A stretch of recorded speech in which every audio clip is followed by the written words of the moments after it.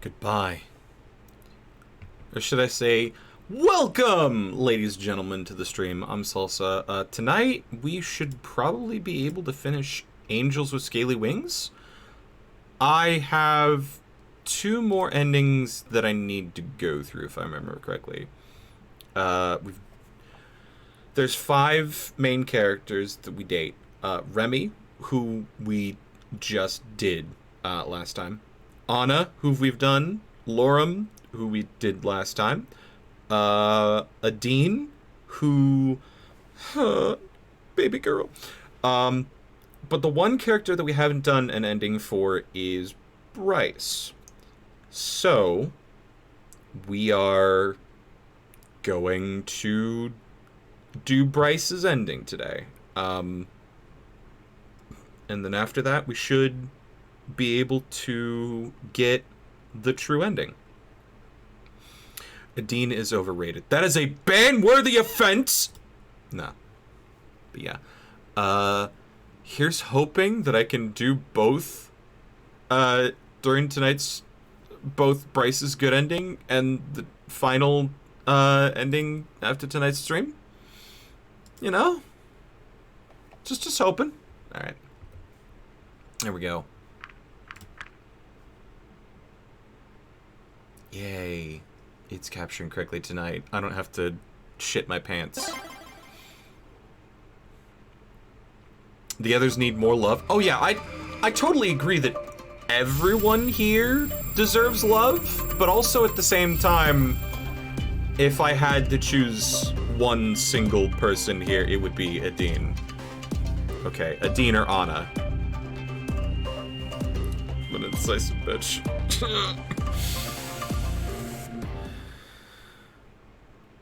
It's been so long since I've seen the intro. Ah. Continue your journey, Salsa. Everybody loves the banana. That's a way to put it.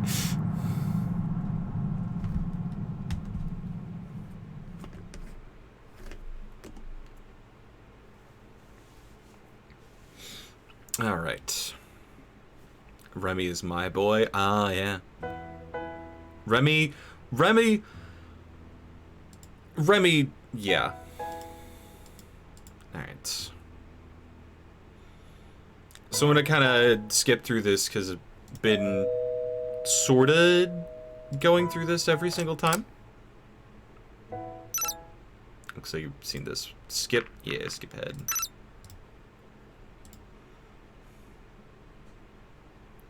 We gotta ask to go see a murder. Now I had an afternoon to fill. Yeah. Just go meet with Bryce immediately.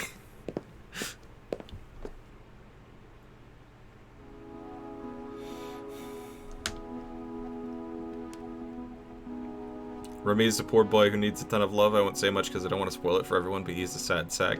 He is a bit of a sad sack. But you kind of help him through it, and that I love that about this.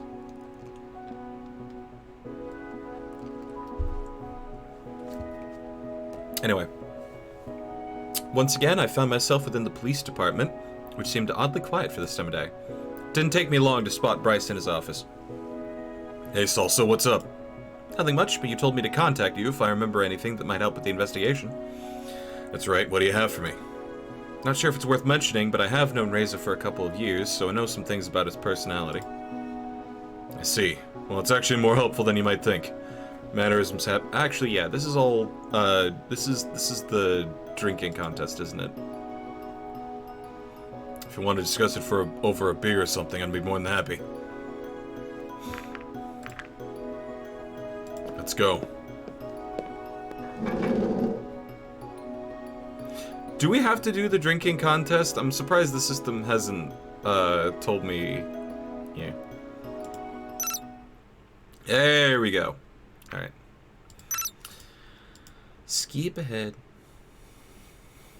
Wake up in Bryce's room in the morning. You need to get drunk with... Getting drunk with a dragon. Shut up and get wasted. Let's just pretend the whole thing never happened. Deal. What time is it? Damn. I should really get going or I'll be late for work. You know how to get back to your apartment from here, right? Yep. Guess you should be going as well, kiddo. Maybe see you some other time. Fill your body with alcohol so it'll burn for longer.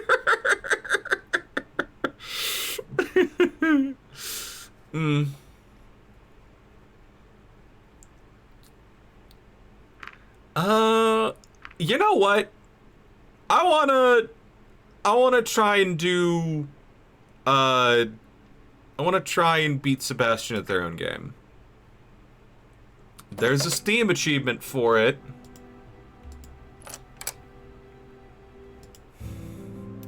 Still on the clock, you know? Skip to the end of the scene.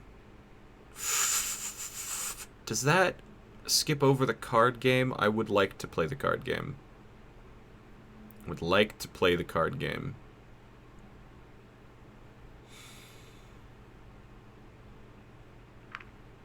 I'm gonna say no.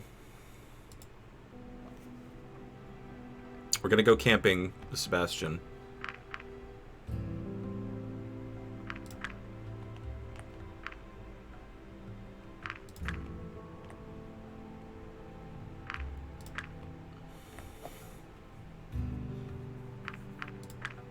Gonna go camping with Sebastian.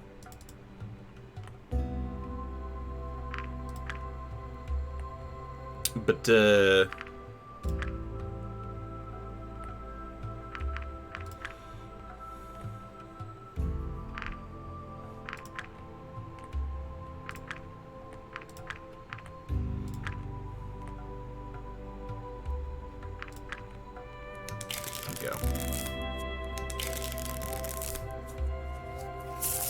You'll be diamonds, I'll be hearts. You stole those hearts. Why does everyone love Adine, though? Talented girl. I don't know. I'm familiar with the game.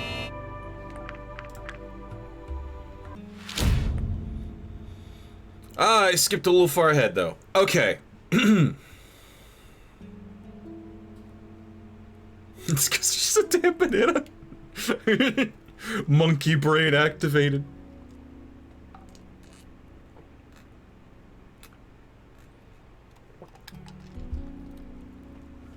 Pretty even split around here, I'd say. Last time around, it was 3 faces pretty near to the end. But now we got some interesting questions.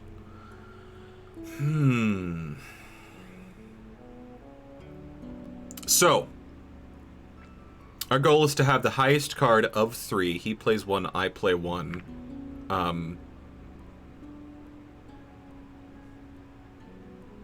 there's some, like, there's some edge cases, but that's pretty much it. So don't want to burn my bindle too early. But then... do I want to let him have the king there?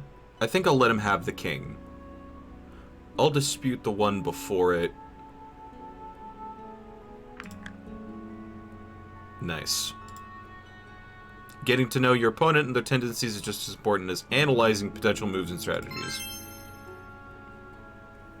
First point was yours, but is it worth it? But was it worth it? Considering I played something half... do I want to let him have the king? I'm going to play king here. Yeah. It's definitely a safer place to just get rid of a low card here. Is ace a 1 or a 14 in this game? Technically both. So ace beats face, but is beaten by everything below it. So a 10 would beat an ace, but an ace would beat a jack.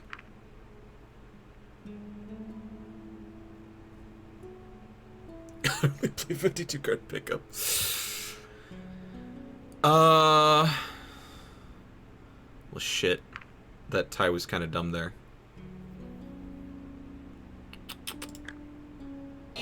Yeah, okay, so he gets the 2 points there. Okay.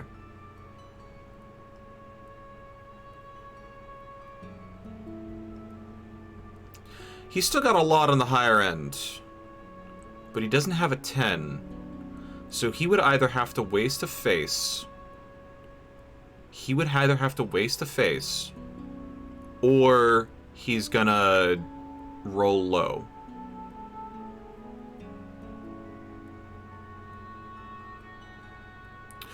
I'm gonna do a lower face. Yeah, okay.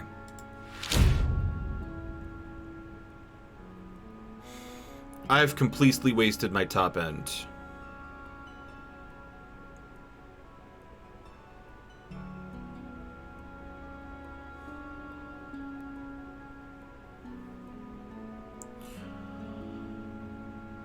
I'm gonna burn a card here. But then this one is mine. Yeah. It's not looking too great for you, he says. So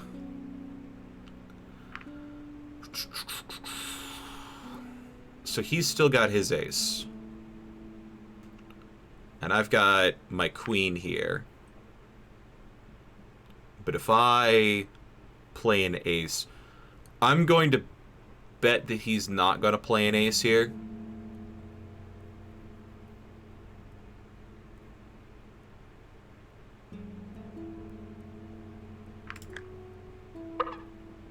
Oh, crap.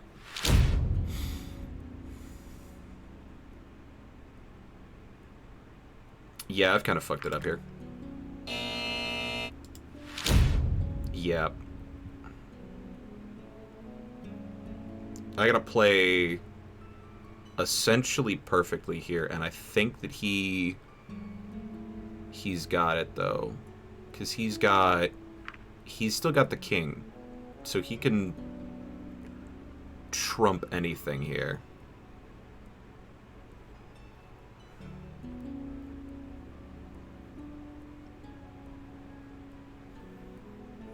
I'm looking at how many points I have.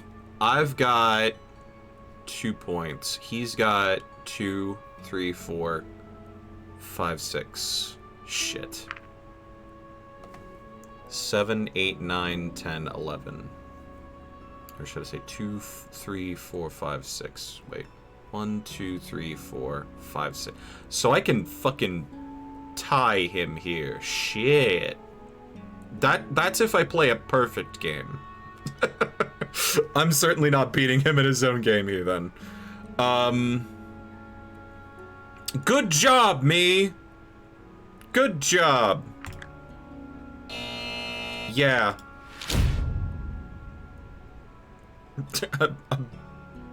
I butchered it. Yep.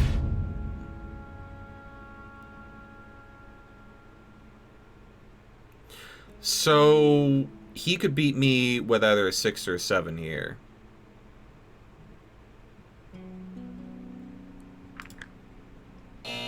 Yep. He's won. He won 2 turns ago. Fuck off! Holy shit! Fuck off!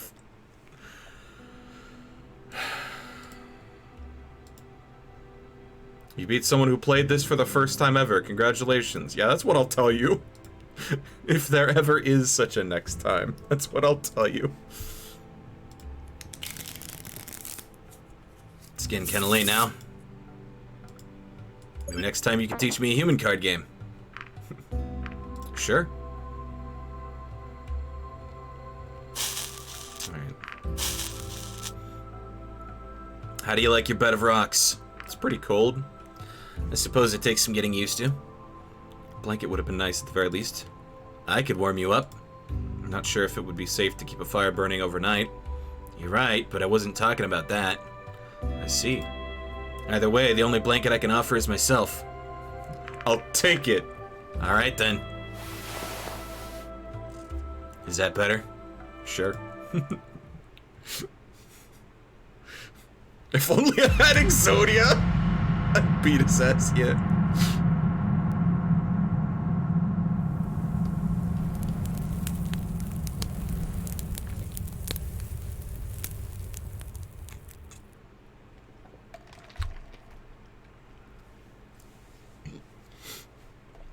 Reminds me of a Yu-Gi-Oh meme that I saw today. I play Pot of Greed. Dude, that's illegal. What? That card hasn't been tournament legal for fucking years. Well, I didn't know that. These holograms cost like $10,000 a pop. If I were to spend that kind of money on a kid's card game, we're gonna play this by the rules. Oh, okay then.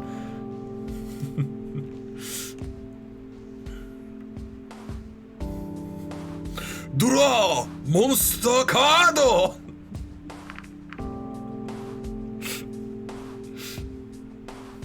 Play the Death Tarot card and stab it.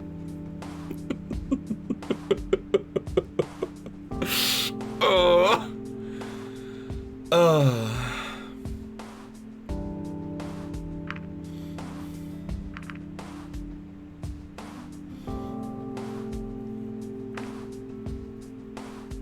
Alright, murder number 2. Visit the grocery store. Doesn't fucking matter. Actually, wait. Hello, Salsa, how can I help you? Wait, aren't you the bartender from the other day? That I am. Did you have fun that evening? Dude! Dude! Okay. I skipped over that scene, so I barely remember this, but yeah, he was the bartender, apparently. It was alright. You know, you can do more in the bar than just getting drunk. Really? I should show you sometime if you want to. Is that an invitation? Well, if you put it that way, it kind of is. How can I help you?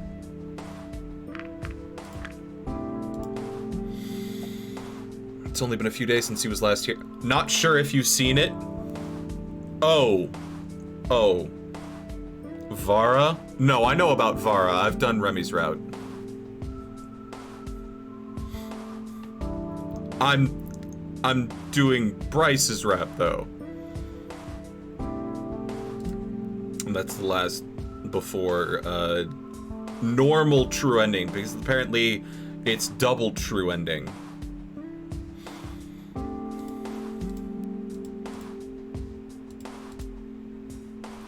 You're being extremely cryptic. I know where Bryce got his scars, if that's what you're alluding to. But no, I haven't seen this route.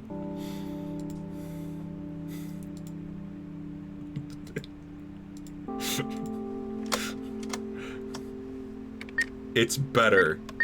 Oh boy.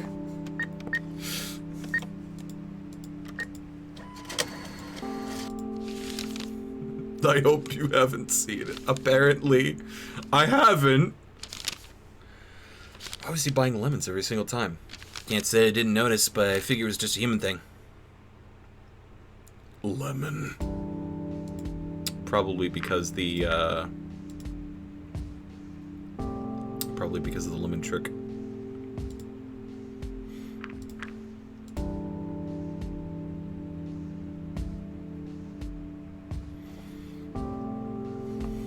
Got some more time left.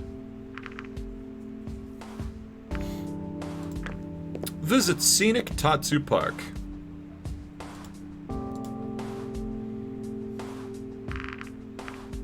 I've already got the everything. Look at the map. North toward Tatsu Avenue. We're gonna open the hatch. Button. Button. Counterclockwise.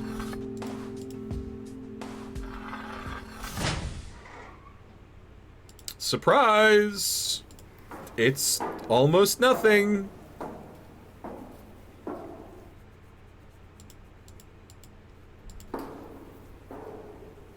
That's all to be found down here. Bro, this is a maintenance hatch for the fucking laboratory. Examine the fallen leaves. Butt ton of buttons.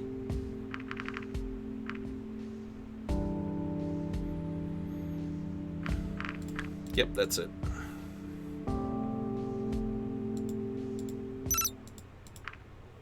Skip ahead.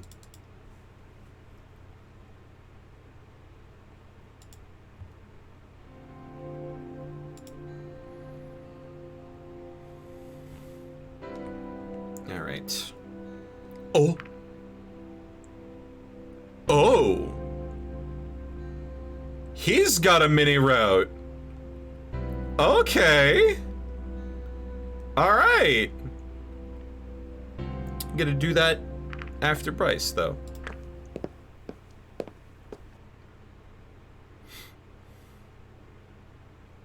Hey, Salsa. Good to see you. Your face? Why is that an option? Thanks for the invitation. No need to be so formal. Sure, I'm the chief, but here I'm just Bryce. Wait a minute, something seems different here. He's not wearing his badge. What do you mean? Oh, that's it, we're both sober. I thought we weren't gonna mention that. Right? Don't mind the chaos. This is just a temporary arrangement.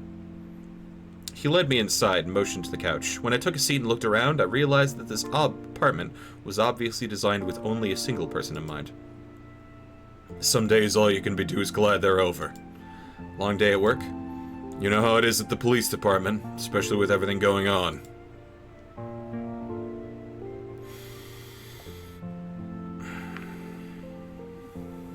Good grief, he's naked! That's right. He's not wearing his one article of clothing. Hey! I just realized that technically means I got a deed naked. Ah. Because she took off her pilot goggles.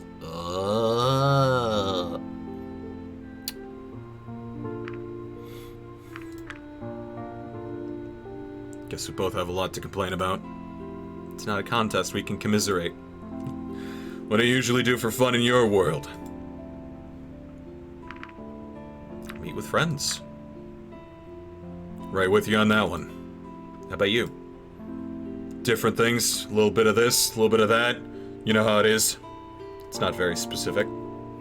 Alright, I'll show you something. But promise me you won't laugh, okay?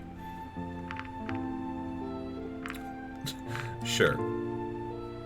Good. To a shelf on the far side of the room and picked up a long object.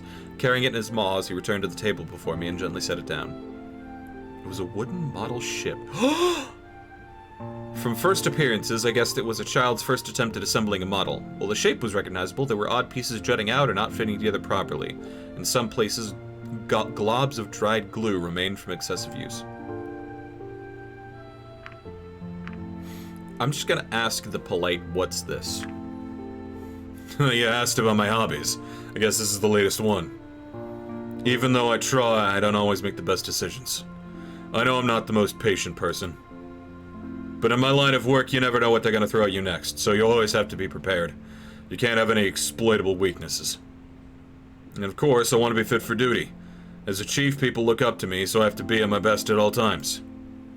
We can both tell the model's not very good. I don't really have the patience or the dexterity for it. Yeah, I wasn't gonna lie to his face about that. But I tried my hand at this to get it better. Sure, it took me way longer than it should have, and my claws were covered in glue for a week afterwards. A week? Dude, wash your... Oh, wait. Wash your, paws. You know, these models aren't even intended for us. They're made for runners like Sebastian, who have the proper hands to do that stuff. I know this ship isn't much, but it's something. And maybe, if I keep trying, I'll get better. Wait a minute. You have ships? Not in this town, but yeah, we have ships, alright. What does that surprise you? I just find it interesting, because where I come from, we also have vehicles for land and air travel. Well, some of us can fly, and some of us can run well, but none of us can swim beyond the seas. Do you even have different continents? Not that I know of. You'd probably have to ask someone who knows more about our world than I do. How do you not know about something like that? Well, we do the occasional explorer who ventures out into uncharted seas, but I don't really keep track of that kind of thing.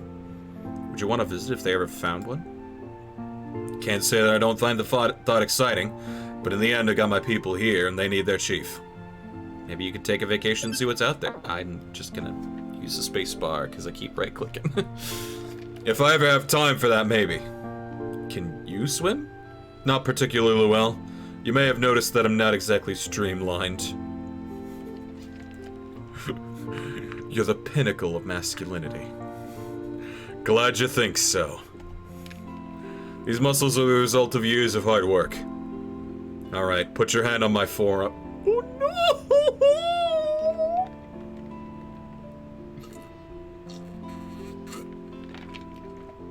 Look, I want to preempt this with the fact that I am straight, Bryce is hot, the wink, I'm dead, you ruined my night. Don't you technically have 4 legs? I guess, but it's easier to say forearm than specifying the upper part of my foreleg. Besides, using the word leg might get misinterpreted. That might make you think of my thigh, and that would be something else entirely. Right, no homo.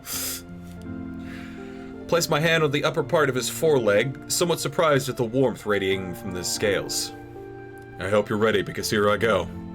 His forearm shifted, the shape of his muscles changing as they became more defined. In a moment, they were firm and bulging, his scales flaring under the stress, and looking as though they might pop off at any moment. It reminded me of a flexing bodybuilder in a skin-tight lycra suit. After a few seconds, his muscles relaxed and regained their former shape. See, that's what I'm talking about. Flex my own puny muscles? Just take a look at this. I rolled up my sleeves and flexed my arms, showing them off in the best angle as I struck a pose. Nice try, buddy, but I still don't think you want to arm wrestle with me. It's too bad all those muscles couldn't help you when Razor got away and you got stuck on those stairs. That was my fault. It was the damn stairs. Speaking of which, this case has been completely insane. Us always a step behind Razor, Maverick running around trying to catch him himself. I wonder what he's been up to. Maverick? Yeah. We had an interesting conversation not too long ago. What? What exactly was that? When I went into town to check your list of places Ray's had been to. How come you didn't say anything about that before? I didn't think it was anything worth mentioning. It was a pretty one-sided conversation anyway. Alright. Maybe you should start from the beginning. Bryce is gonna turn me gay. Bro, if fucking years of the kind of shit I see on a regular doesn't turn me gay, I don't think one dragon will.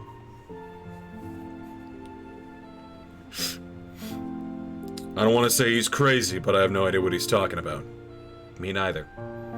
Next time, you should let the police decide whether something like that is worth mentioning or not. Why did you not tell us about this again? I thought it was just Maverick being Maverick. He's not normally like that. I don't get it. Why has he been acting like that? Do you think he's onto something? I don't know, but there must be a reason behind his behavior.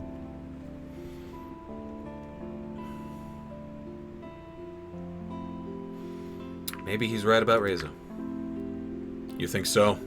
Considering everything that's happened here so far, it's possible. That would put you in a very bad position. I know, but if it was him, I can't change what he's done. I can only try to help you as much as possible. I'm just thinking out loud, but Reza was the first of your kind to come here. He arranged the generator and PDA trade, and then you came through the portal to deliver your part of the deal. Did your people have any goals or long-term plans for us? Or was this exchange going to be a one-off thing? It was supposed to be a scouting mission more than anything. A test to see if this kind of business relationship could work out. And if it did, that would make humanity very happy. Things aren't looking good on that front right now, though. But yeah, that's another reason why I'm helping you.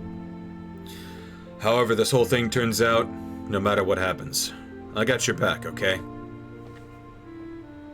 Likewise. Now that's a spirit. Hey, I'm gonna grab myself a beer. You want one?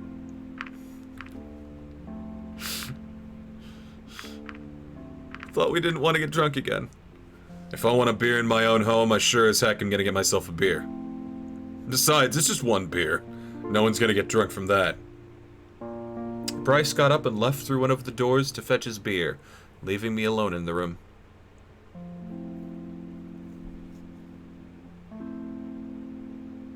Three hours later. Examine the blanket. What an interesting pattern. It's literally just stripes, dude. The way the dark blue stripes contrast against the lighter hue is very pleasing to the eye. It reeks of alcohol and dragon. You examined Bryce's blanket. No comment. Bryce lumbered back through the door, the handle of a beer-filled basket clamped in his maw. He carefully set the basket on the coffee table and took out the beers one by one. Once he was done, he swatted the empty basket into a far corner. Help yourself if you like. Bryce's store-bought beer looked very different from what I had seen in the bar. They were presented in large plastic bowls that were sealed at the top, reminding me of yogurt containers. He broke the seal on one of the containers with his claw and proceeded to drink it noisily. Sweet, sweet nectar. Always does its job. Can I ask you something? Go for it. Please don't take this the wrong way, but I watched how you carried the beer. I was gonna ask how you do daily tasks like shopping, for example, but I guess those baskets are your best friends. That's just how we do things around here. Not sure why that's so special to you. Makes me wonder. I know you can use your forelegs well enough for things, but what about your hind legs? Can you walk on those? Good question. If you're just talking about my species, some of us can. At least a little. But me, I probably won't be able to take more than 2 steps that way. Interesting. Maybe that's something I should practice as well. It'd be a good exercise in discipline. Regardless, I won't be any part of any competition anytime soon. You have competitions? Oh yeah. Each species gets their own athletic competition with a few stunts every other year. Sounds fun. Ever thought of joining in? It's not really my kind of thing. I mean, it's always just about who's the best and the strongest and who has the biggest muscles and all that. I'm not into that whole competitive lifestyle. And some of those events can also be a bit dangerous. One accident and it could be over for me as chief. That sounds rough. What kind of comp? Oh... That's foreshadowing for the banana route, isn't it? That's foreshadowing for the banana route! What kind of competitions do you have? They usually highlight the individual species' strengths and abilities. We get to do strength-based stuff, the flyers get to fly, the runners get to run, and so on. Speaking of which, it's kind of funny just how upright you are when you move. Runners lean forward and use their big tails for balance, whereas you have yours tucked into whatever it is that you're wearing. How do I tell Bryce I don't have a tail? Oh, that's how. We don't have tails. Are you kidding me? Not at all. Seriously? Everything alive has a tail. How can you just not have one? Some animals just don't have tails, us included. POV, you are about to show the police chief of Dragonville your ass. Consensual. But tails are wonderful. Just look at mine. It's a pretty wicked weapon right there. And you just have nothing? Can't help it. You know what? I don't believe you. I'm not sure how I can make this any more clear. Show me. Oh my god! POV! You are about to show your ass to the police chief. Consensual.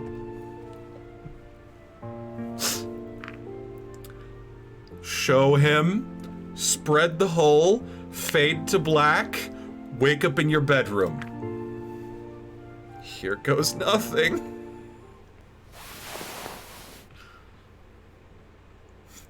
I can't believe it. You really don't have a tail. Told you so. Why do you cover it all up anyway? It's a human thing. We usually don't show our bodies to strangers. So, friends are fine? That would be an unusual friendship. Let's just say that displaying that area would usually imply more. Is that so? No, no, no, no, no. Look, all I'm gonna say is, only bite me somewhere I can show, where I can cover it up with a t-shirt. And don't claw me up too hard, okay, Daddy?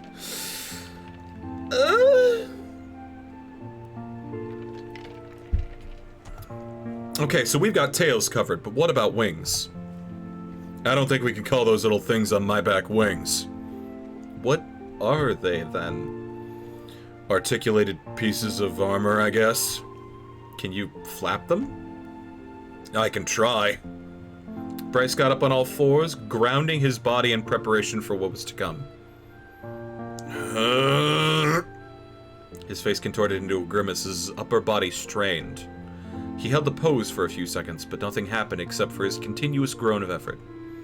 Then suddenly, his wings started to move. Slowly at first, they swayed up and down. He's going Super Saiyan.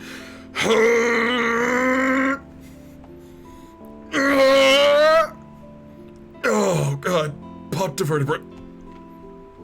They gradually picked up speed and moved with a rhythm that could rightfully be called flapping. It reminded me of the pigeons I often saw back home.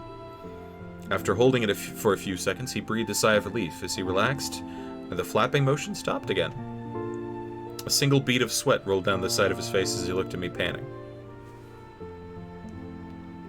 You didn't even take off, dude. Well, let's see you do better. It was exhausting. Just the right time for a beer. Should you really have another?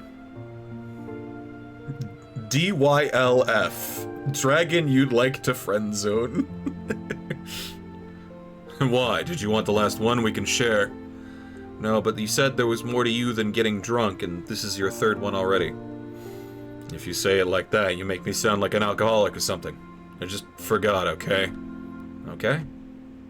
I don't want to be too pushy about it, but I want to make sure that you're doing okay. I've been wondering, what does it take for someone to become humanity's ambassador? Still not quite sure how I ended up here. In my case, it was a combination of the right degrees, volunteering, and a great deal of luck.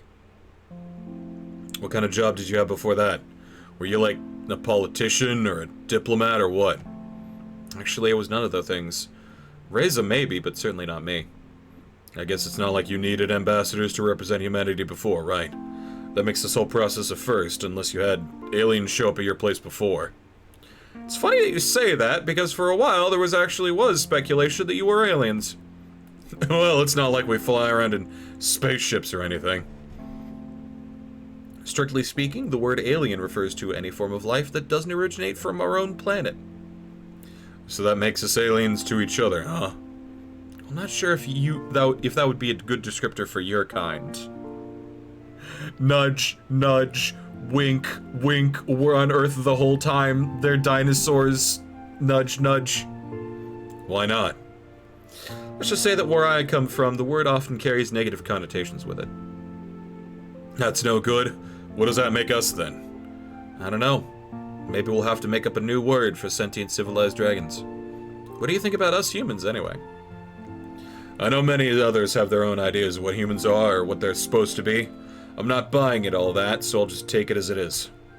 And how is it? Well, you've been interesting enough so far, and Reza, I'm reserving judgment on that one. It's so funny to see people talking about humans all the time and what your presence could mean. Well, I'm one of the few who's actually gotten to meet you and knows what you're like. And people still don't know about Reza. That'll certainly be interesting. What do you think will happen once the truth gets out? I'll start worrying about that once we know what the truth actually is. You mean once it gets a serial killer? You work with the police long enough, you'll learn not to have any preconceived notions about such things. Take things as they are and do what's necessary. I imagine you've seen many things as Chief? I certainly have. They're not usually the kind of thing I should tell people about, though. Why not? Not sure how it's done where you're from, but here the people usually don't like me telling about them about the horrible things that I see at work.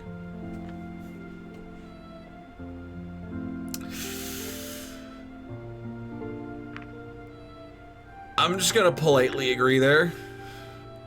Man, look at the time. We spent all afternoon talking. Guess I should be heading back to my own apartment. Yeah, it's getting pretty late, and I still have to prepare some stuff for tomorrow. Can you find your way out? Yep. See you soon then. See ya.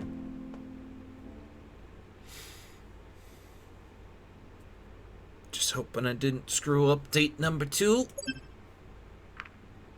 Okay, we're good. We are literally good. We're gonna meet the store clerk, actually. Where is he? Anybody here? There you are.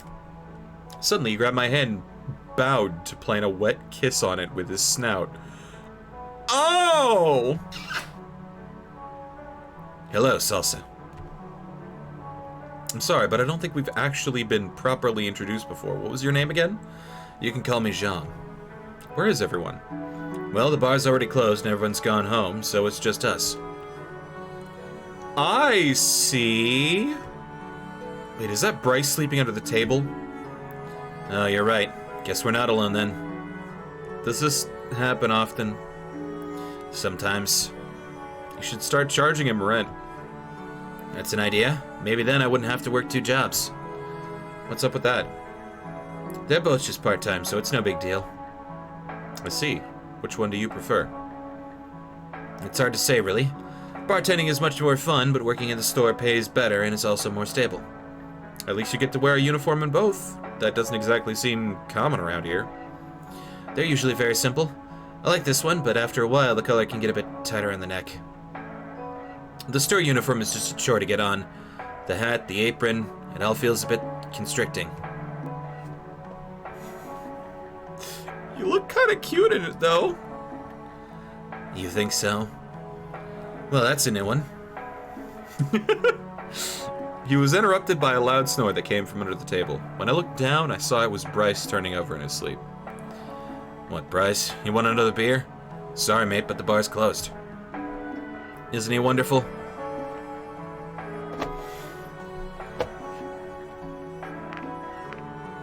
He's a bit rough around the edges, but he seems like a stand-up guy.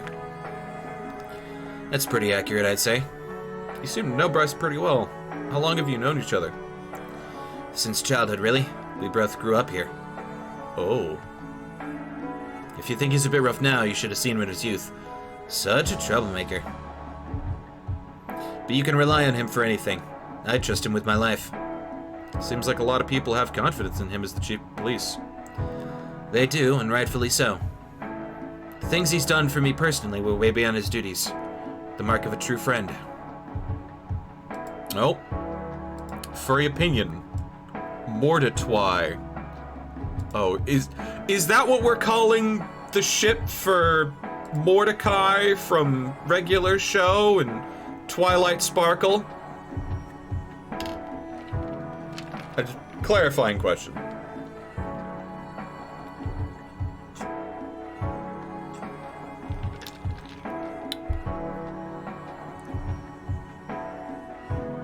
I'm guessing so. All right, yeah.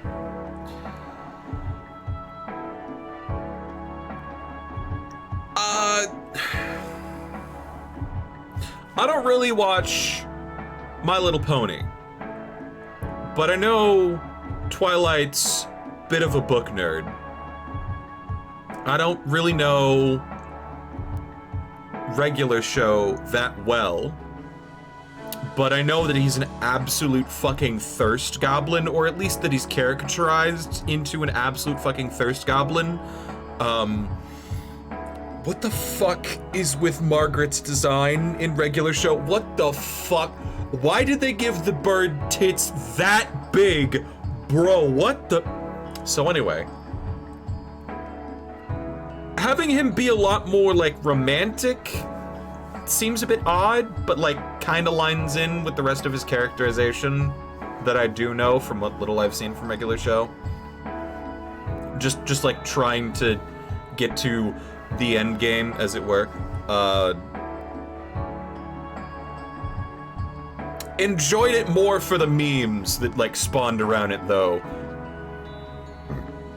Was, like, one DeviantArt post from, like, not the most experienced artist, and then it suddenly became a fucking, like, amazing joke. And I've seen, like, minute-long, like, full animations with it that, like, oh, the artistry behind this fucking meme. As for whether or not I want them to actually get together, no. I want to see Mordecai desperate forever. He's enough of a lazy bastard in a regular show that I just want to see him suffer for that kind of thing. That's how the best memes go. Like, the smallest prompt. And then, it, like, explodes into something way bigger than itself. The specific animation I'm thinking of, I recently only found out, and this is, like, way more impressive in hindsight. It is a combination of a live shot of, like, a children's toy car, 2D animation on top of that shot, and then 3-dimensional, like, moving background for it. I need to, like, find the animation. Yeah, artist revealed that it was, like, green screen. Yeah. That was the post that was like, holy shit. That was 2D and 3D and live track? Oh my god. Oh my god. Some people are just so insanely talented, it is fucking depressing.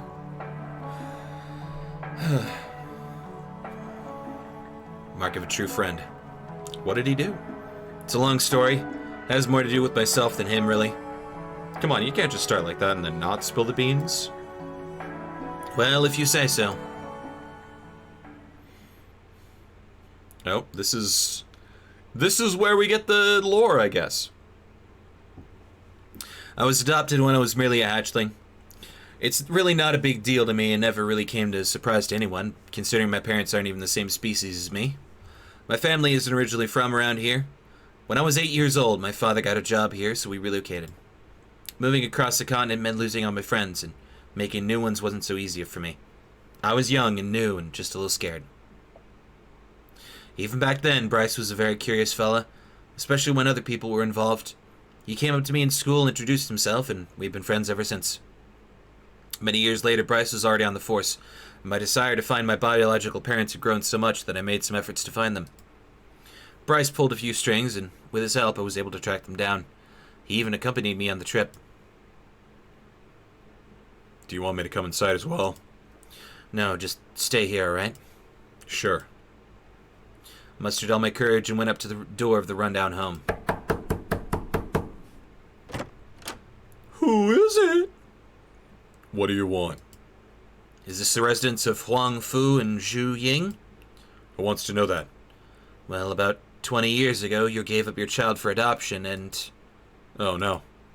You know what? I'm not dealing with right there now. We didn't give you away just so you could show up whenever you please. And don't even think of calling me father. I won't. He turned around and went back inside.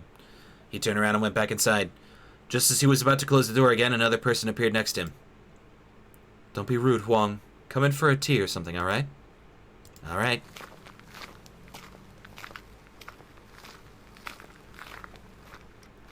Here, sit down. I'll go and make us some tea.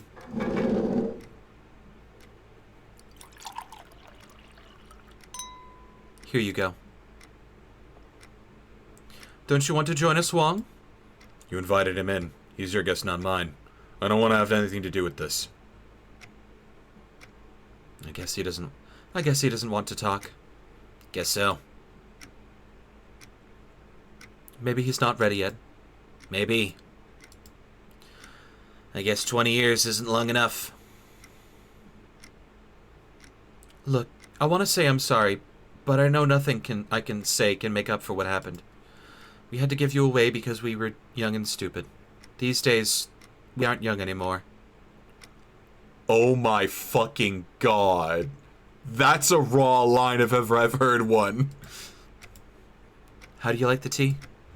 It's alright. Oh, I've got something for you. She got up, walked away from the table, and vanished into a different room. Huang Fu was sitting on a couch nearby in front of the TV, his eyes glued to the screen. After a few moments, Zhu Ying returned and joined me again. Here, take this.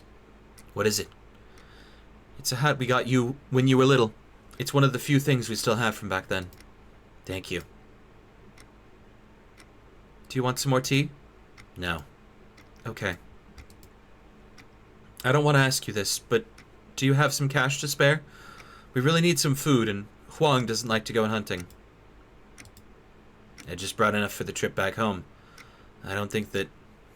You don't have anything? Then what are you still doing here? You can watch TV but not provide... You can watch TV but not provide for your family? What a man. Get out of my house. No, please. Yeah.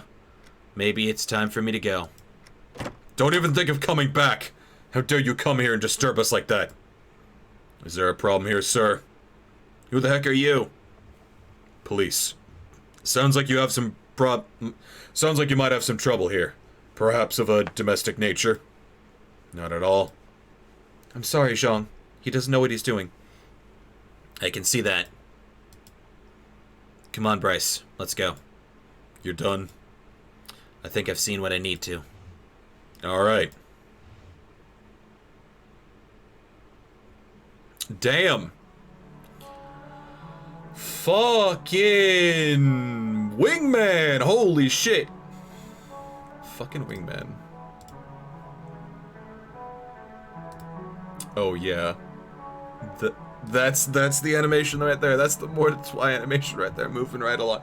I'm just posting that in the Discord because I was gonna post that in there otherwise when I found it. I was gonna look after stream.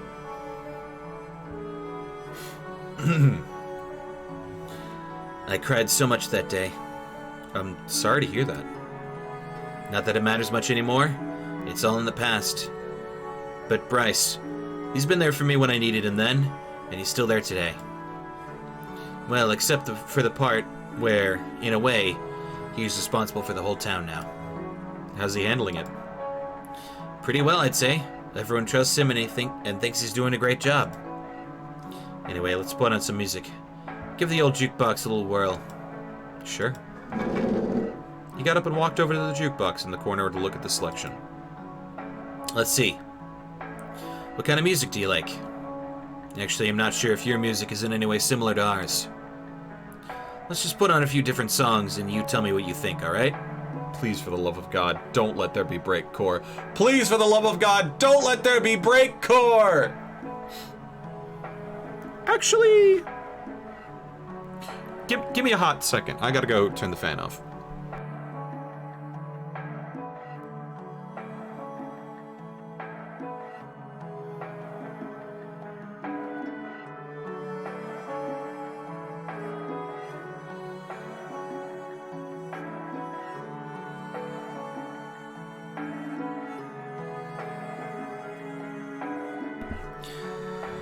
Getting a bit chilly in here. To be fair, I don't have anything against breakcore, but that sort of like high, like beat per minute sort of music, it works for some people, especially neurodivergent ones, but I've just personal observation there, but it just kind of gives me anxiety. That's not what I'm looking for in my music. It's not what I'm looking for. Feel free to pick anything that strikes your fancy.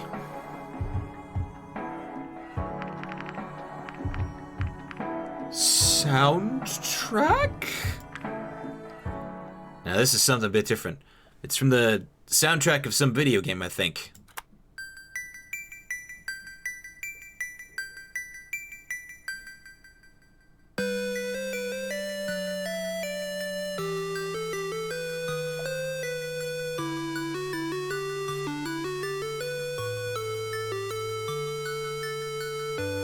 It's definitely got that chiptune feel, and it sounds familiar.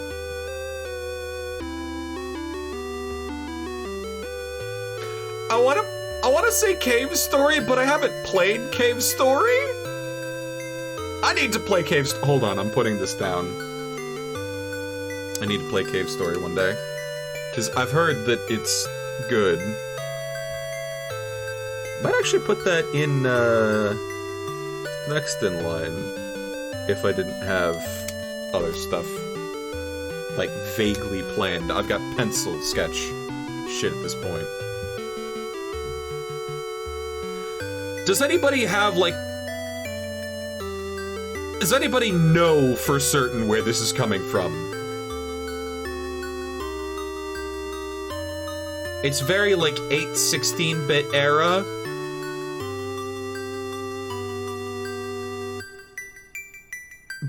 But I can't say for certain. What do you think about this one? I like it. Didn't think you would. Why is that? Just a guess. How about the orchestra... Classical. This one's a real classic.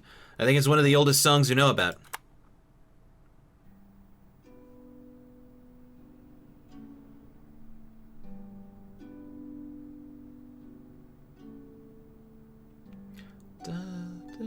Da da da da da da da.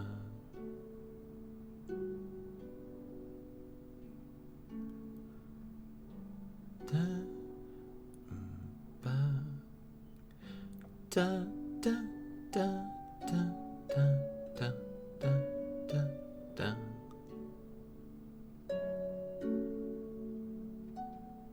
I think I've heard this in one of the somberer moments in some runs.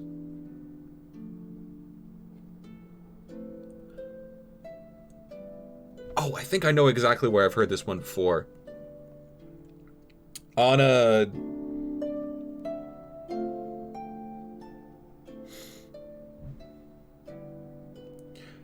On a coming to, like, my apartment after hers got raided.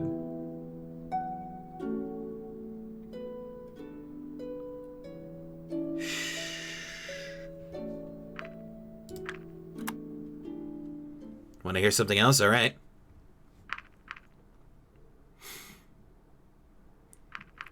Rock? I don't think I've heard that one. Without further ado, here we go. Oh, it's chiptune rock.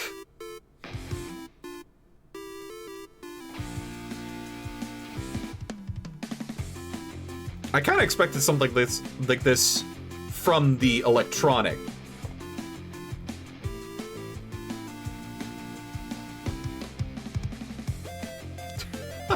Wasting time.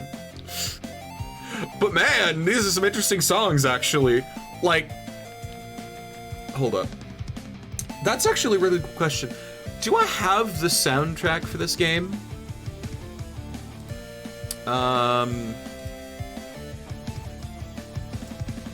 Just show me the soundtracks that I have.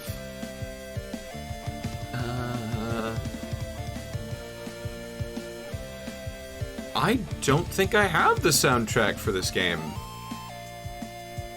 DLC, Digital Deluxe Edition upgrade. Oh, wait, I think that's, browse local files? Yes, yes. Digital Deluxe Edition content, backgrounds, soundtrack, high quality! Yeah, baby, let's go! I got the soundtrack!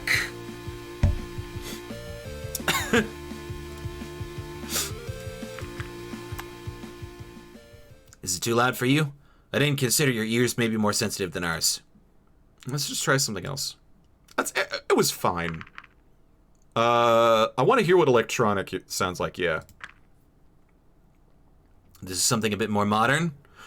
If I don't hear fucking Hatsune Miku singing, I'm gonna be very disappointed.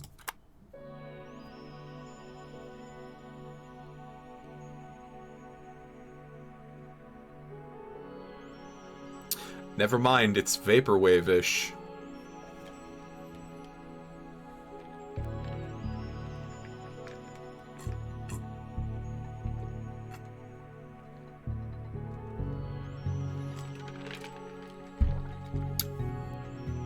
I didn't even realize I had the Digital Deluxe Edition upgrade. Artwork, backgrounds, concept art.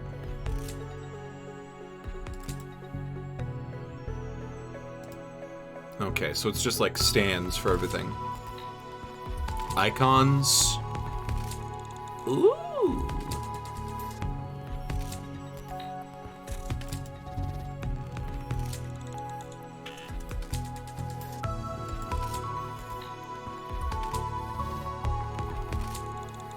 Avatar, Avatar Mask, Avatar Remy, Card Small Sebastian.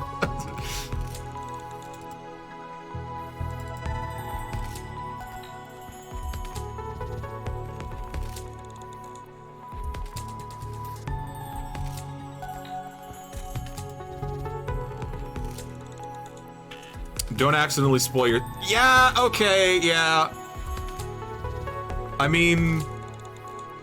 So here's the thing. There's like...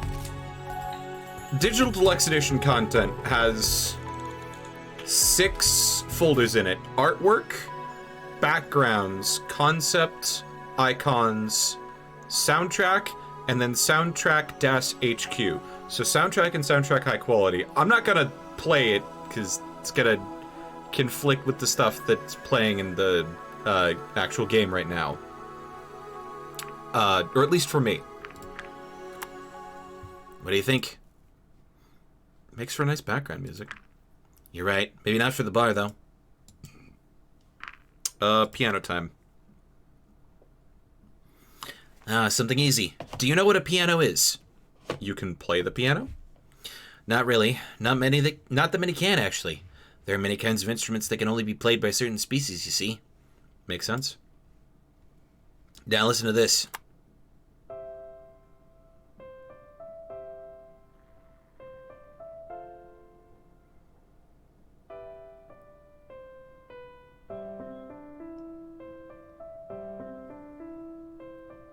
Why am I scared of it devolving into Doki Doki Literature Club's soundtrack on any time?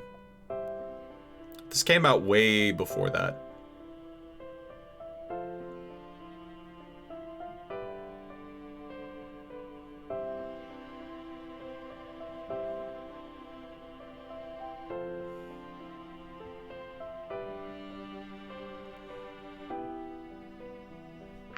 Alright, that's good. Didn't you like it? It's alright, I just want to try something else. Orchestral. This one's a bit slow, so you have to wait a while for it to get going. Alright.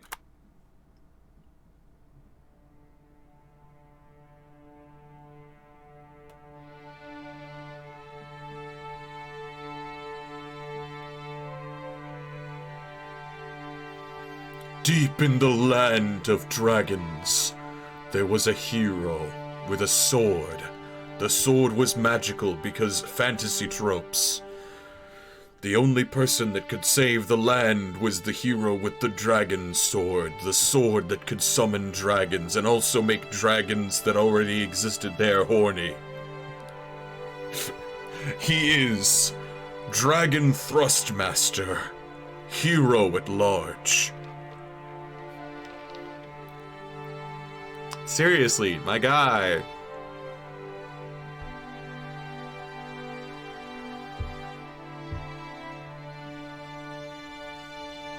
Oh, is it about to get real?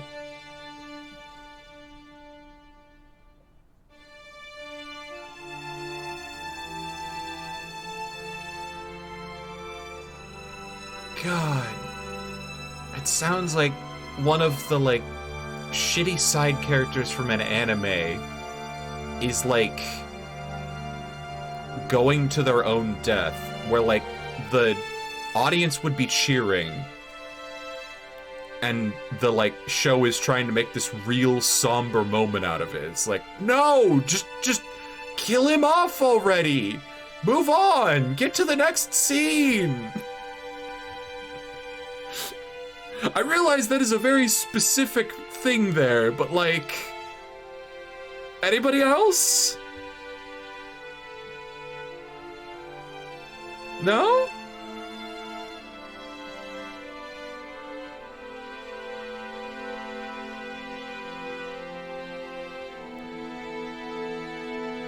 Rest in peace, Grape Kid. He's walking off to his own death. He's gonna go grope the titties of one of the villains, killing both. I don't even remember his real name because it's just Japanese, but Grape Kid, killing both Grape Kid and the villain in the process. All right, yeah, that's way too somber for my taste. It's pretty good. Mineta. That one's one of my favorites, actually. Oh, really? Yeah. You listen to a bunch of music like a true connoisseur. Achievement unlocked. Audio file.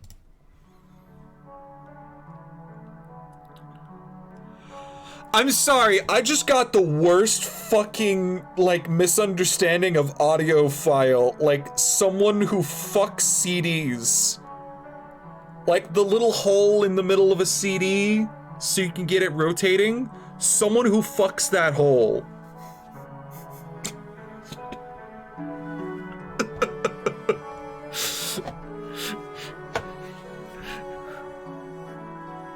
Audio file. I understand audiophile means someone who just enjoys the listening experience, but I thought of it as like I thought of it as a sexual thing. What kind of music do you like anyway? I like a bit of everything, really. Wow, cop out. I actually collect all kinds of music. Oh. Music and paraphernalia, and the jukebox is curated by me. Oh, nice. That explains why a lot of your favorites were in there. Sometimes people even donate some stuff they don't need anymore. I'm pretty well known among the patrons for it. Is the stuff on display over there yours too? I'm actually trying to sell those. You're selling your collection? I'm only downsizing. That's just a player and a few old records I'm trying to sell for my holiday fund. Where are you going? It's gonna be a family holiday. Just my son and myself. Mainly for my son, though. We're planning to travel across the whole country, making stops in various cities along the way. I've been planning it for a while now and trying to save up to make it happen. We could never really afford a vacation while his mother was still around, so... What happened to her? I wish I knew. We fought a lot back then about all kinds of things. When I think back to that time now, it seems like that was all we did. Argue about petty things that people didn't need to argue about. Of course, it's easy to say after the fact, but when it's already too late. I never would have thought it was bad enough to warrant doing what she did, though. What did she do? One day, she was just gone. Packed up her things and left in the dead of night. I don't know where she went or what became of her.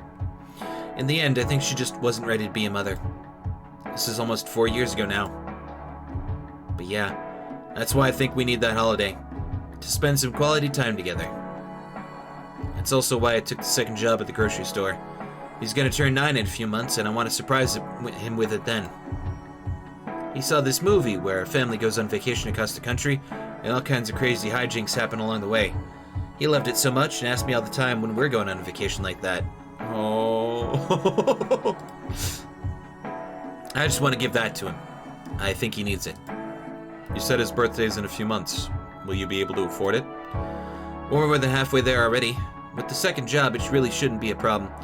I'd just like to have more of a buffer, because this holiday will have all the bells and whistles you can imagine. I see. How about I buy some of those records? Really? You said they're for sale, right? Yes, but... I'll just put it down as expenses in regards to my visit here, so it'll all be taken care of. You would do that? Maybe. After you played me some of that music, I just can't resist and need those records for myself. Actually, I'll need the player too, because I doubt those are going to work with our own players back home. Besides, I really could use a souvenir. Thank you. Thank you so much. Let me just get that for you. Buy them. I mean, it's not like I had a choice. Here you go.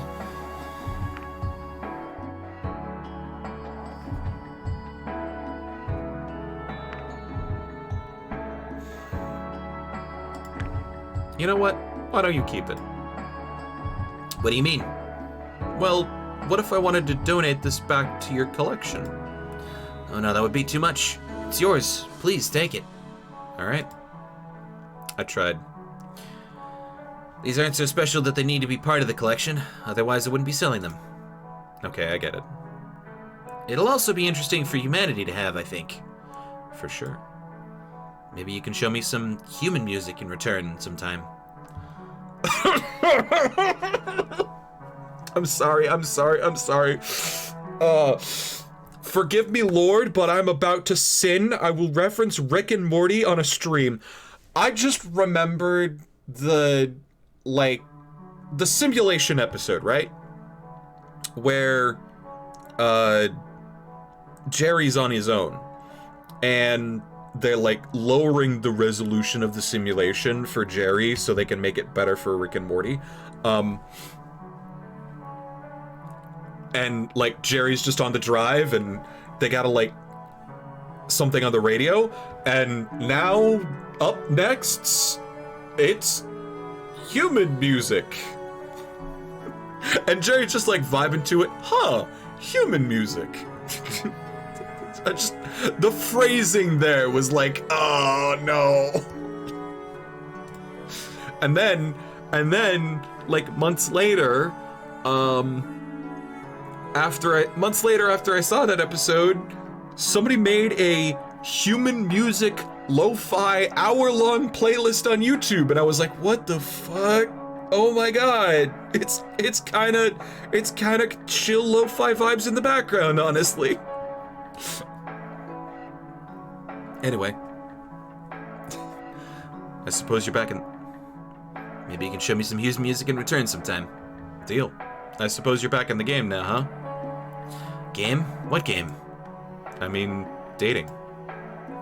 What makes you think so? Well, what's all this? Why'd you ask me out?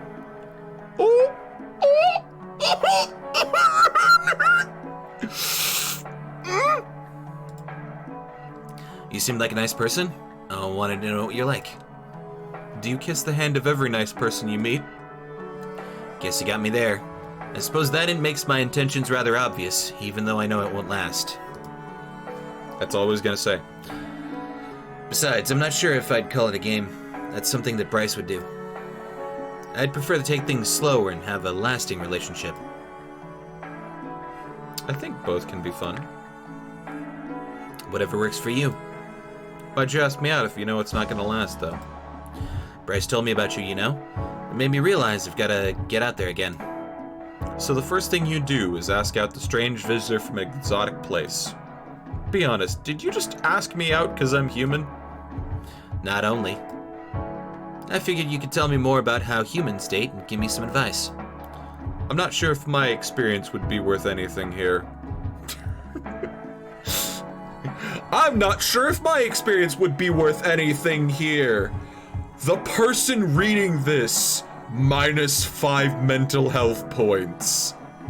Like, that has gotta be a fucking dig at every single person that's playing the video game. Because you know people play visual novel dating games to supplement not having that shit in real life. Guilty as charged. You're bound to have a different perspective of everything that goes on here. Maybe you pick up on things we haven't considered. I just want to hear your opinion. It's not just about dating, you know. Well, let's talk about dating if you're interested in that. I doubt I'd be able to have a frank discussion about this with just anyone I meet here. Alright. I think by now you've got a taste about how Bryce is with these kinds of things. He likes messing around. It seems like he's got someone new every couple months. You should see him on some nights and how some people just swarm around him. Can't blame him for that, though. He's a popular guy. Do you envy him? No. I wouldn't want what he has, but I'm finding it hard to find just one prospective partner. You'd think I'd pick up on these things while working, but then it's typically not long-term relationships that are formed here. I see. I don't exactly have that much free time to put myself out there. I'm also not getting younger, and don't forget that I already have a child to take care of. That doesn't make things easier, you know? In a way, you're not just dating the person, you're also dating the kid, if you know what I mean. Now that just sounds wrong. Oh, shush. It can make things rather difficult, that's all. Maybe we'll have to work on your approach. What's the first thing you notice about a person? Their personality. Really? I meet so many people here every day. When they're customers, the thing that always stands out about them is how they treat their servers. I see. I'm not interested in relationships based on looks. I like talking to people and getting to know them that way. This also makes the whole thing harder for me, because I have to invest a lot more time to find out if we're compatible. You know, if a relationship doesn't work out with Bryce, he can just find someone else the next day. But for me, this process can take a few months. I can imagine.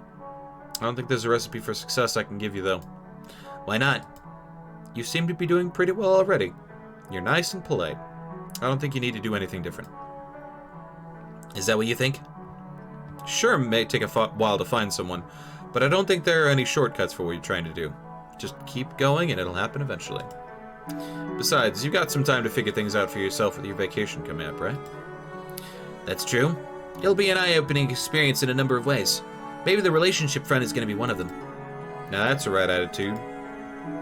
And on that note, maybe we should call it night. It's pretty late. Yeah, you're right. Well, thank you for the wonderful evening. Likewise. Not to mention the advice and for buying my stuff. You're welcome.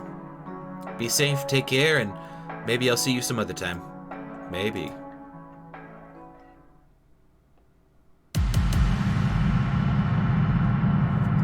I don't think I'll see him some other time, but I'll certainly try.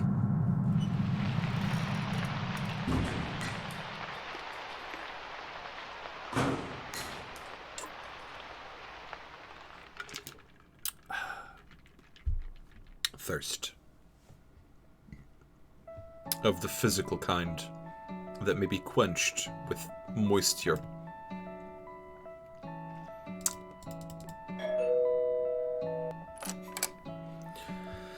Dragon delivery.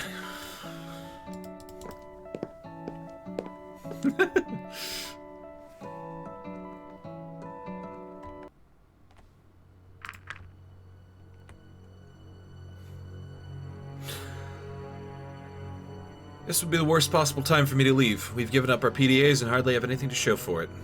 We are owed several more generators, and let's not forget the raises is still missing. If I leave now, the only thing I return home with is my life. I've lost everything else. We need those generators, Bryce. I have no idea if your authorities will continue to uphold our deal or what they do to Reza, but I'm not leaving until this is over. If that's your decision, then so be it. I'll have your back either way.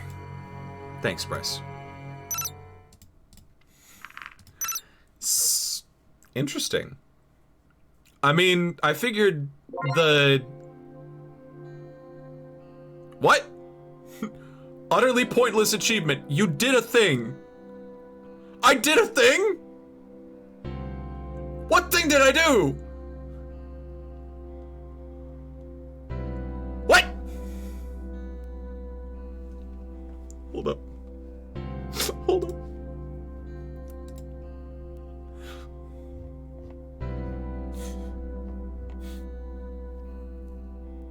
Thing 1 or thing 2? I don't know.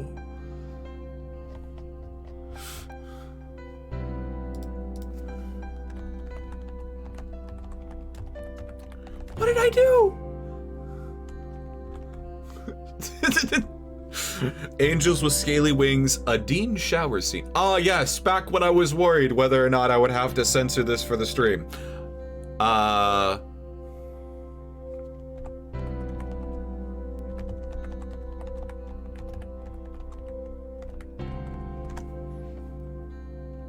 Utterly pointless achievement. Play chapter 3 after you have seen at least 5 endings. Ah, okay. Okay.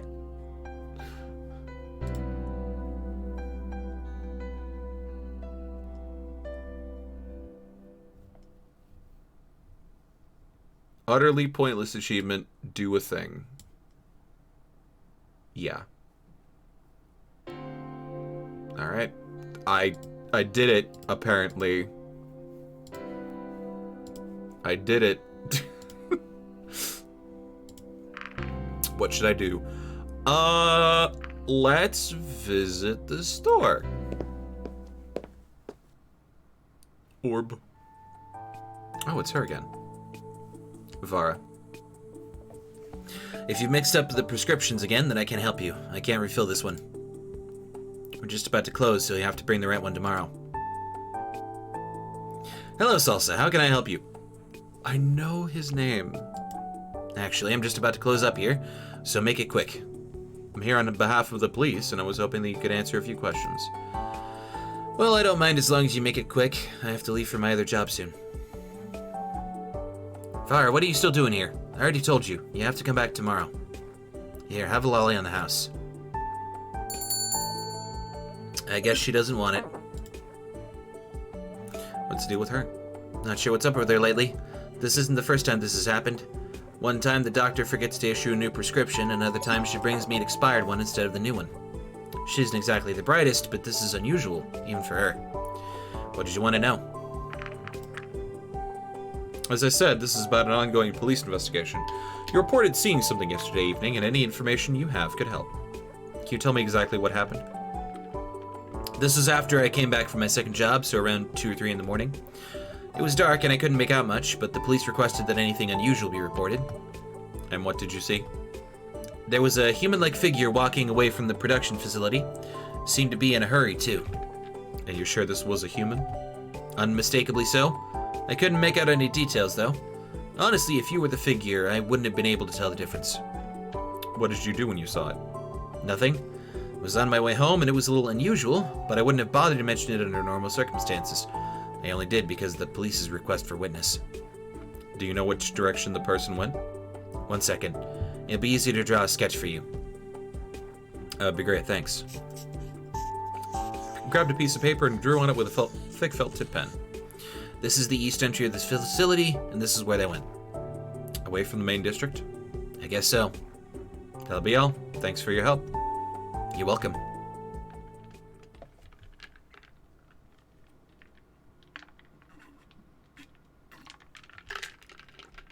Before deciding my next move, I returned to my apartment for a moment of rest.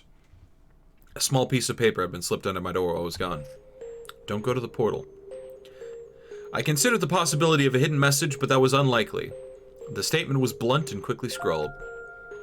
Someone clearly didn't want me to go to the portal, but why would I go there in the first place? As it was out of order right now, such an action would serve no purpose. Looked outside. I think we're gonna go to the portal this time. We haven't gone to the portal in like couple runs. So God, I haven't saved in a month. But this is like rolling progress, so I'm fine with that. So I think we're gonna go to the portal. Reyes is doing shots at the portal. Gunshots, shot. Attempted murder. Go to the portal. If you do go to the portal, remember the cake is a lie. Long, grotesque shadows stretched before me, and the atmosphere was eerie and dangerous. I couldn't tell if it was because of the evening shroud of darkness or if the urgent situation tugging at my mind twisted my perception. I made it past the village border and pressed on. There was still a fair distance to go. Suddenly, gloved hands grabbed me from behind, clamping over my mouth. I couldn't make a sound. From what I could see, it was the same hooded figure I had met in the maintenance room after the second murder. It's too late. Maverick arrived before you did, and he'll make sure that no one uses the portal today. Don't follow me. I was shoved to the ground, and before I could regain my composure, the figure vanished into the darkness. If Maverick was still in the area, it was not a good idea to stay here. I wouldn't want to fuel his suspicions or worse. I figured it was time to go back to the police department anyway.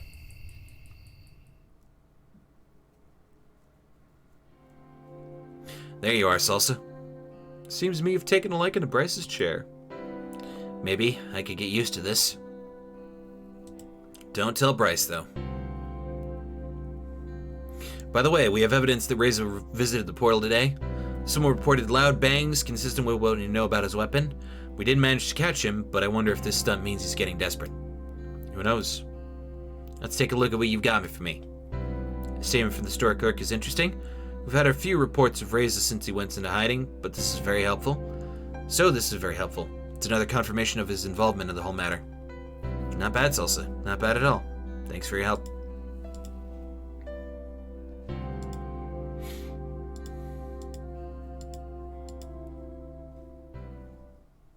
My evil twin, Guacamole.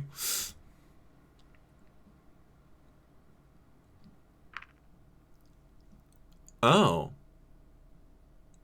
Oh. That's an interesting one. Let's meet with Bryce. Bro, what the fuck? Why the sky green? Okay, 2 questions. 1, why are we at the beach at night? That is notoriously a very bad place to be. That is a very bad time to be at the beach, unless you're like stargazing or some shit. 2, why is the fucking sky green? Why? He's naked! There you are, Salsa. Seems like you're the last one. I thought it was on time. You are. It's just that everyone always gets so excited about this that they come a little earlier. Thought it was strange how you're holding this little get-together anyway. It's simple, really. Now we get this beach all to ourselves. Before you go and meet the others, I should probably warn you. What is it? There is someone here that you may not approve of. Maverick? And who would that be? Maverick. Why is he here? All things considered, I think it's better for him to be here where I can watch him than if he was out there doing who knows what. You know what I mean? Besides, if I invited you and not him, I'm not sure how he would have reacted. He's always come to my barbecues before. Plus, maybe if I talk to him, I can find out what he's up to. Oh, this is one of Bryce's barbecues. I'm not... this got foreshadowed in another run. I'm not sure whose. I think Sebastian might have talked about it. Anyway. Does he know that I'm here? Yes, and he assured me that he will keep the peace. Can you do the same? Sure. Thanks. I appreciate it. Let's just hope there won't be any incidents. I'm not the one that came to Dragon Town with a gun. But sure, I'm the one that you're telling this to. Let's go and meet the others. As we walked a few paces, I saw some familiar faces. Usually there'd be more people here, but with everything else that's going on, some of the others at the department couldn't get any time off. Hey everyone, guess who's finally here? You may remember Zhang, the waiter at that bar. Hello, Salsa. Hey! Is that you, Sebastian? What are you talking about? Sorry, I didn't recognize you without your little cap on. That's a good one. They're all naked! It's a beach orgy! Oh, you're already bringing out the jokes. Let's see how long you're gonna last in this company. Hey, Salsa. Hey, Maverick. Alright, let's get this barbecue started. I don't see a grill or anything here. And where's the firewood? Is this... So... Is this a metaphor for something? Because I feel like you can totally say, me and the bros, naked on the beach at night, breathing fire. No homo. You see that pile of stones over there? That's our grill. And firewood, well, we don't need that. I see. So, who shall light the fire? I could make my own this time. Very subtle, Sebastian. No need to be subtle about it. Zhang, your fire stunk up the whole area last year and you made everything taste weird. I didn't notice a difference. Yeah, because everything tastes the same to you, Maverick. I told you I had the flu. I'm pretty sure you gave us more than just your fire. I think you got some of your spit in there as well. Yes, because of the flu. Everything was congested, so it was hard to get anything out at all. You're not making this any better. Excuses, excuses. I'm just telling you how it is. Besides, it wasn't even my idea to light the fire. You were all like, oh, Zhang never lit the fire, he should do it. Don't blame me for getting what you wanted. Yeah, and we learned our lesson. Zhang, not even once. Wouldn't be complaining so much if it wasn't for the flu I had. Maybe I should light it again this time just to prove you wrong. No thanks, last year was bad enough. Why don't you do it, Bryce? I'm not sure if I'm feeling up for the task. Why doesn't Salsa do it? I like that idea. Yes, let's let Salsa do it. Seems like we have a unanimous decision here. I can't breathe fire! Go ahead, Salsa. Show us what you've got. Suddenly, they all looked at me, clearly expecting me to light the fire for them. Watch as I perform magic with my Z-pole!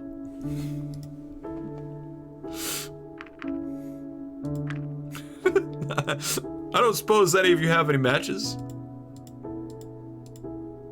They were all still watching me, not moving or batting an eye, when suddenly laughter erupted.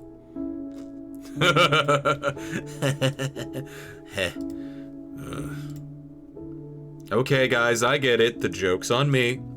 Should have seen your face. Yeah, it was great. Don't penny heed to them. They're always like this. Yeah, I noticed. Seriously, though, who should light the fire? You really want to do it, don't you, Seb? Is it that obvious? Just go ahead, then. We already agreed Zhang's not doing it. Hey, I told you I could prove you wrong this time. Let's not ruin our barbecue 2 years in a row. Maybe next year, then. I don't feel up for it this year, and with Maverick's aim, he probably shouldn't either. I'd rather not risk anything. I could hit you anytime. Sure, but we want to have a barbecue, not set the whole beach on fire. Heh. Besides, Sebastian's fire always makes the food so crisp and smoky. I like that. Any objections? No. Me neither. Master of Ceremony, would you light the fire, please? It's not an easy job, but someone's got to do it. Sebastian went up to the small bed of stones they had prepared. Since his back was turned towards me, I couldn't see exactly what he did, but a few seconds later, a fire started burning among the stones. He fucking...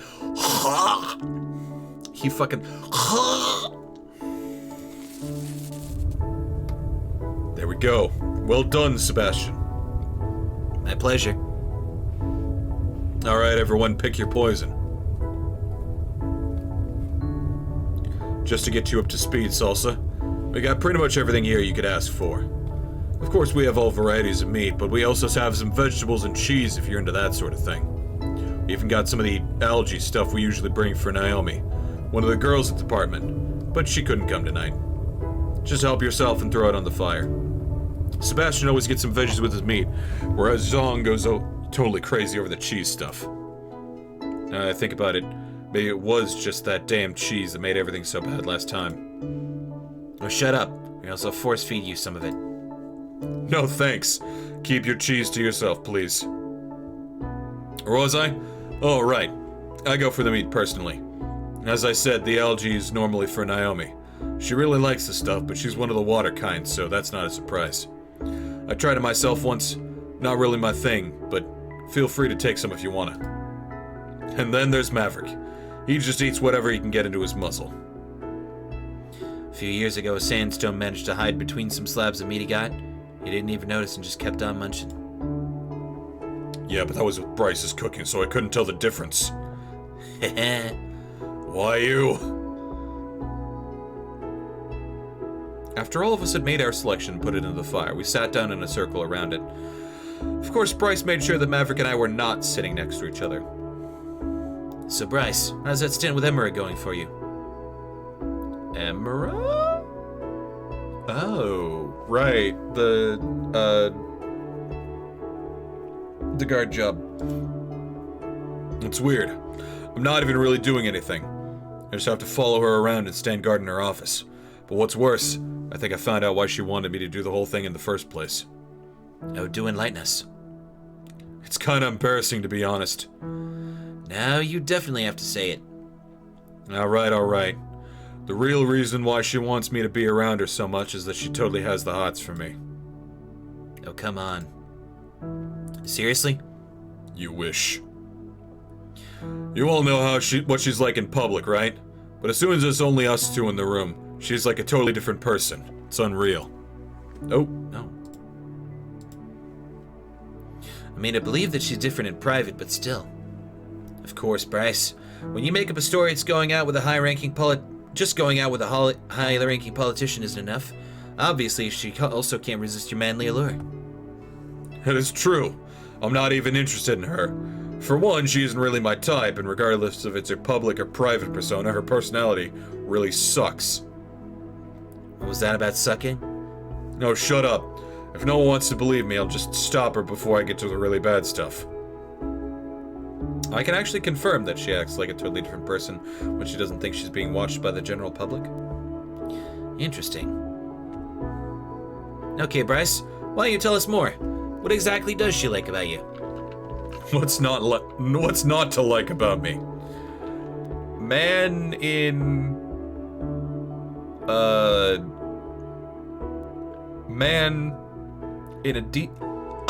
vaguely attractive dragon man in decent power bracket, and he's got battle scars.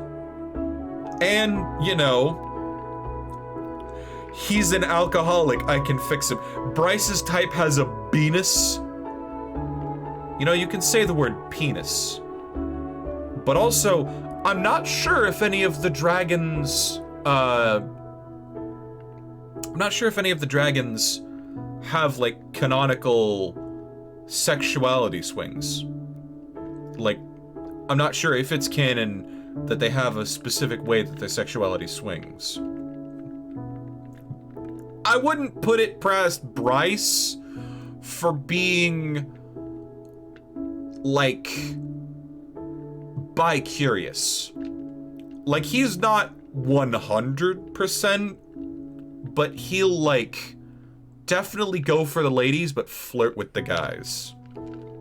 That's just what, like, it feels like to me. A little bit of a player. We get it, Bryce. Let's just change the subject. It's true, I swear. Then give us some details. What's she like in private? It all started innocently enough, but as I told you, when we were alone, she started to get kinda weird after a while. She wasn't even remotely subtle about it either. Once even the words cavity search came up. From her, mind you, not me. Oh, come on. I can't even listen to this anymore. And then later she was suddenly like, "Oh, my back is so stiff. Would you mind giving me a massage? You look like you have the proper strength to give me a good one." It's like she's not even trying to hide it. Did you give it to her? Of course not. I told her I'm no good with massages, that's the truth. Who would have thought? Do you really believe him, Seb? I'm not judging, just listening. Emerald wanting you to give her a massage hardly constitutes her having the hots for you, though. I'm not even done yet. Well, I'm done with this. Earlier today, she told me how nice it would be for a child to grow up with 2 leaders for parents. Actually, I don't even think Bryce could have come up with that one on his own. I'm not buying it. Hey, at least you believe me, right, Salsa?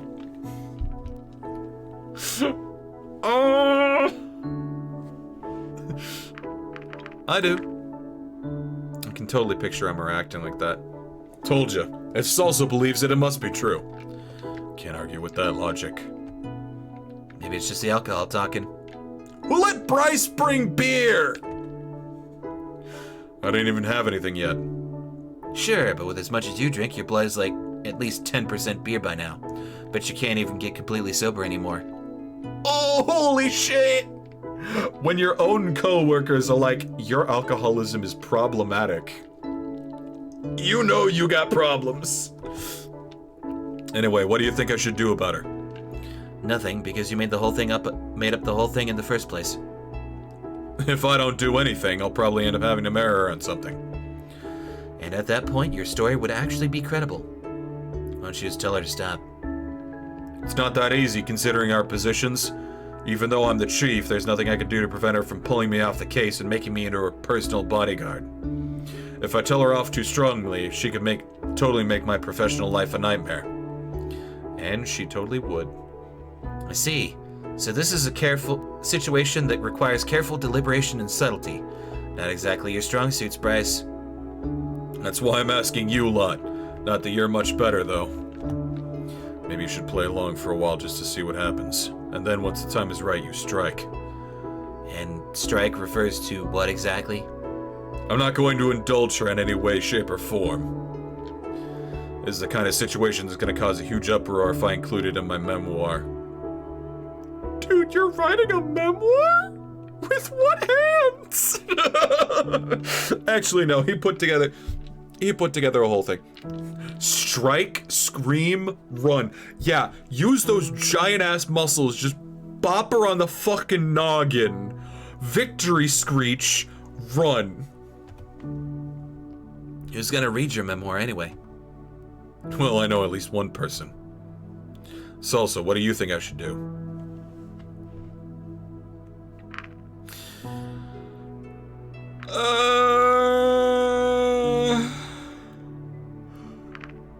Play along for now. Seriously? You think I should string her along? Well, you should so you could make your professional life a nightmare, but if you play along a little, maybe the opposite is true as well. Not a bad idea now that I think about it. That kind of makes me curious, though. How does dating work in this world, considering there are so many sentient species around here? Is dating between different species encouraged? Maybe that's why Emra's so interested. Is there ever any crossbreeding? I'm not sure. I'm sure these questions will go over well in this group. Crossbreeding, that's funny. Well, there isn't any crossbreeding. It doesn't work like that. Besides, I thought you were into biology, so shouldn't you already know where hatchlings come from? You are a completely different life form than what I've seen before, so I didn't want to make any assumptions. There are many interspecies couples, though. And what happens if those couples want to have a child? There are plenty of options, though usually it's either adoption or a child where only one of the parents is biologically related. Emra totally wants my children, though. Don't you want to be a father? Heck no, I'm not ready for that. Wouldn't even know what to do with a hatchling. I'd probably end up breaking its neck by accident or something like that. What about you, Salsa? What about me? Are you having the hots for someone here, as Bryce would put it? To be honest, I have no idea how that relationship would be viewed where I come from. Since we only have one sentient species, I'm not sure what sort of social norms we'd develop if that changed. Technically speaking, you dating one of us is no different from Emra dating Sebastian, for example. Hey, I'm not getting between the beautiful thing Emra and Bryce have going on. If you ask me, you can do whatever you like as long as you're here. Knock yourself out. Actually, Salsa's been hanging out with you a lot, Bryce.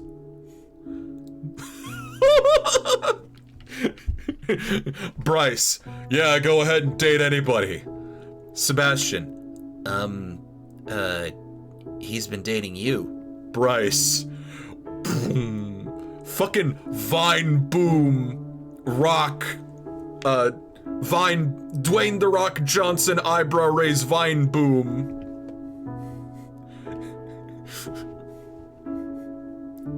You mean you want to date me?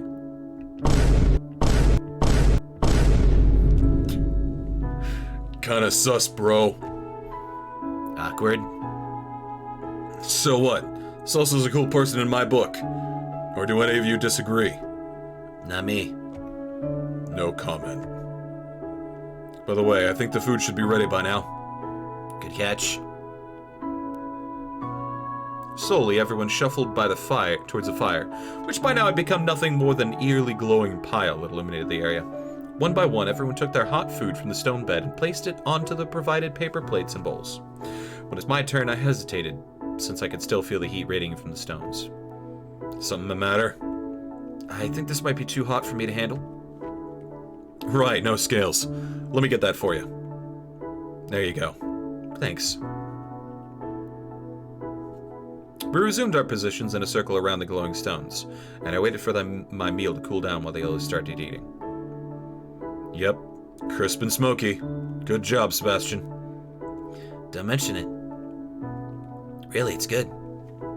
I'm still not sure how you can eat that cheese stuff, Jean. Are you gonna make fun of my food choices again? To be fair, we make fun of everyone and everything here. I don't mind the cheese. You wouldn't mind eating the whole bed of stones and everything on it as well. At least I try something different once in a while. I do too. I think there are at least 5 different kinds of meat this time around. Case in point. The food remaining on the stone slowly disappeared as everyone got to their additional helpings. Soon, even the last piece was gone, and silence started to set in as the banter slowly died down. I think it's time for me to leave. What, already? Hey, the babysitter can only stay so long. Oh well. Yeah, I should also be heading off. You know I'm starting early tomorrow. Well, guess we all got what we came here for. What about you, Maverick? Looks like this party's over anyway. Don't y'all get lost in the dark, then? Of course.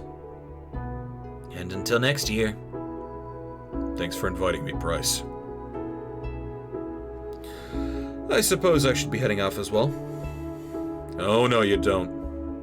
What are you talking about? Well, they all live in the vicinity, but your apartment is on the other side of town. I'm not letting you go home alone at this hour. Riz has always started operating during the night, and he may just be waiting for an opportunity like this. What do you want me to do then? You can sleep over at my place. If you insist, Daddy! Damn, now everyone left without cleaning up. At least you're still here to help me. Of course. We started to clean up together, but with the amount of trash left by 5 people, it was clear it would take a while. Hey, you wanna know where I got these scars? Actually, I know exactly where you got these scars, yes. Bet you're curious. Not if you're uncomfortable with telling me. It's no trouble. Gotta pass the time somehow. At least they make me look extra intimidating at my job. No one's gonna mess with the big, rugged chief of police. You probably think I got them from some crazy near-death case, but that's only true for one of them. Yeah, the throat marks. Those are the crazy near-death case. The other was a completely different story. Back when I was a kid, some of my friends and I always used to play outside and go adventuring together. We could go anywhere as long as it was close enough to town. Woods, mountains, beaches. We loved to explore every one of them. We got fairly familiar with our surroundings. Then one day, we heard from someone that there was a system of caves nearby. Caves? That was something completely new to us. Of course, we went there as soon as we could. We were all very excited. It wasn't a big cave system, not big enough to get lost in, but we still had so much fun that day. So much, in fact, that I wanted to go back there right away. The next day, I called up a few friends, but they had a longer school day than I did. Instead of waiting for them, I decided to go alone. Turns out going exploring on my own was a little less exciting than doing so with friends.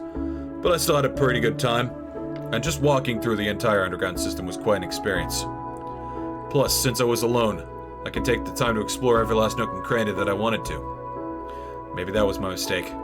When I was in one of the remote corners, the ground suddenly gave way and I fell about 5 meters into the cave below. Luckily, I didn't get any serious injuries from the fall, but as I looked for an exit, an ominous realization set in. This cave had no entry or exit except for the one I came in. There were a few holes, but I could never fit through any of them or make them bigger in any way. Even if I could, I didn't know where they'd lead. In the end, I had to try and climb out on my own. But as you can imagine, I wasn't exactly the best climber in town. Even so, I still got about halfway before I lost my grip and fell down again, cutting my muzzle on the edge of a rock in the process. It bled pretty badly, but at least I knew how to put pressure on the wound. I couldn't try to climb out again, however, so I waited. Hey. No. Dang.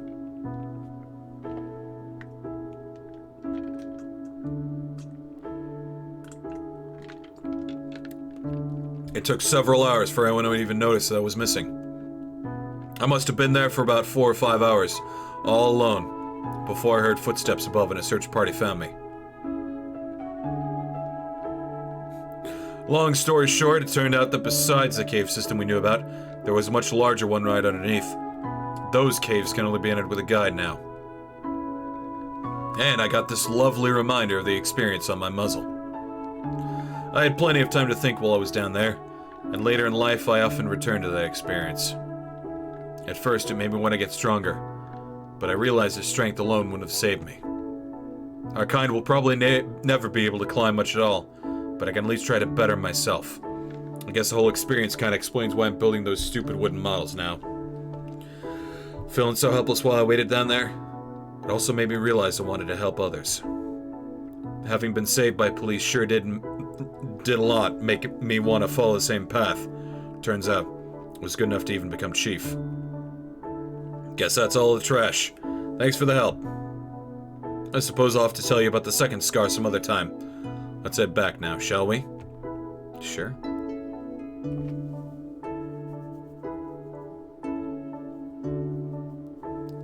Looks like it's already later than I thought. Better head to sleep soon. You can take the couch and I'll just sleep on the floor or something. Don't you have a bed? Oh, this is just a temporary arrangement.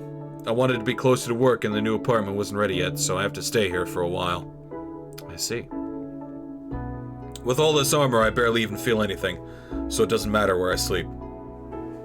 There's no need for you to sleep on the floor, Daddy? What do you mean? The couch is big enough for both of us?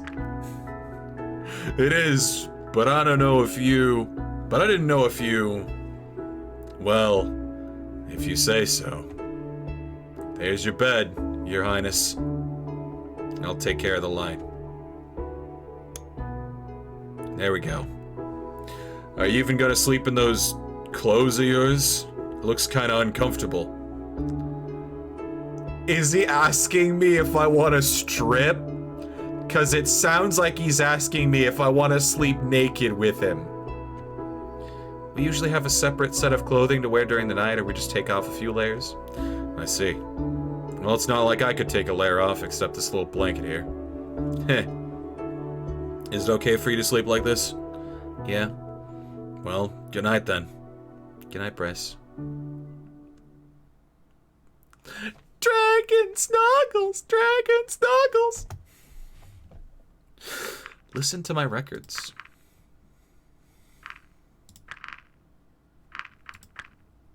Okay.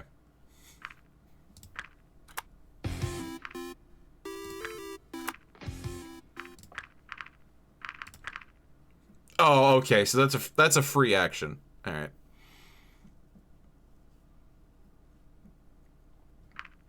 That's a free action.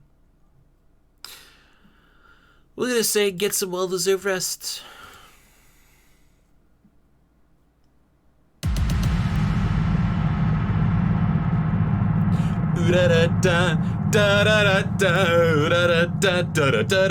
You listen to K-pop for the entire day. Wow, what a fucking waste.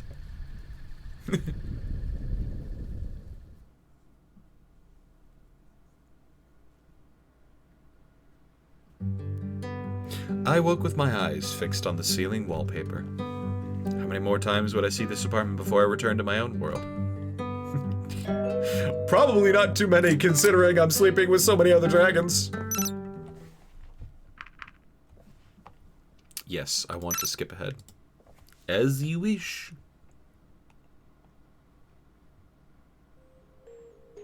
If anything, with you there, we might be able to convince him to give up. Or we could act like we intend to trade you for the eggs if he tries to use them as a bargaining chip. You're not really going to use me as a ransom, right? We'll see about that. I suppose if it's necessary, I'll have to play along. I've got your back. If there's one thing we could do to make this whole situation even worse, it would be messing up with you. We have the element of surprise if we walk into his base right now, but we risk Reza lashing out with his weapon. If we want to resolve this peacefully, observation is probably the way to go. Guess we won't need Salsa there for that, though. True enough. Alright, Salsa. You stay here and wait for further instructions. We may need you at a moment's notice. Don't do anything without us telling you to. Understand? Okay. Alright then. Let's go, Sebastian. After you, Chief. And Maverick, good job. Thanks, Chief. Shortly after they vanished, Maverick also turned to leave. Tell Maverick to wait. Wait. He stopped and waited for a few seconds.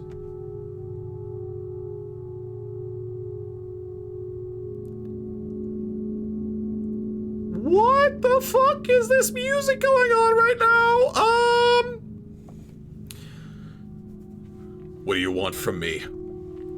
Do you have something against humans in general? Or is it just raising me? Do you think you're superior to us because of your wings and teeth and claws? Your fire? Or is it just jealousy or projected hate? I know the first day I met you, you were all hung up on people paying attention to us because we're human. I can assure you, there's nothing about us to be jealous about. Our world is a wasteland. He closed the door before he turned back around to face me. You're really playing that innocent role, aren't you? Now you're offering yourself as a bargaining chip for Reza. At this rate, I might even start to believe you if I didn't have reason not to. If I were with Reza, it would have been much easier for me to pull a gun on you too, the day you were shot, but I didn't even bring one when I came through the portal. Plausible deniability, or as we like to say, good cop, bad cop. If Reza's plan fails, you and the rest of humanity can disavow Reza's actions as his own, and still go through with the trade as agreed, and Reza would be dealt with however. Yet if Reza's plans succeed, you will have given us nothing, and still have gained what you wanted. If Reza got away, you'd still have me, though. If your world is a wasteland, don't you think losing you is a price they would gladly pay? Maverick's words made me think. Did I really have the complete picture before I stepped through the portal? I guess that would explain why I got the job in the first place. Besides, Reza only stole the things humanity wants, so he's clearly not just doing this for himself. His actions only started after that confrontation with you, though. Maybe none of this was planned. Don't be stupid. Do you think I've forgotten about the secret message he sent you? I still don't know what he would have told me that day if you hadn't interrupted us.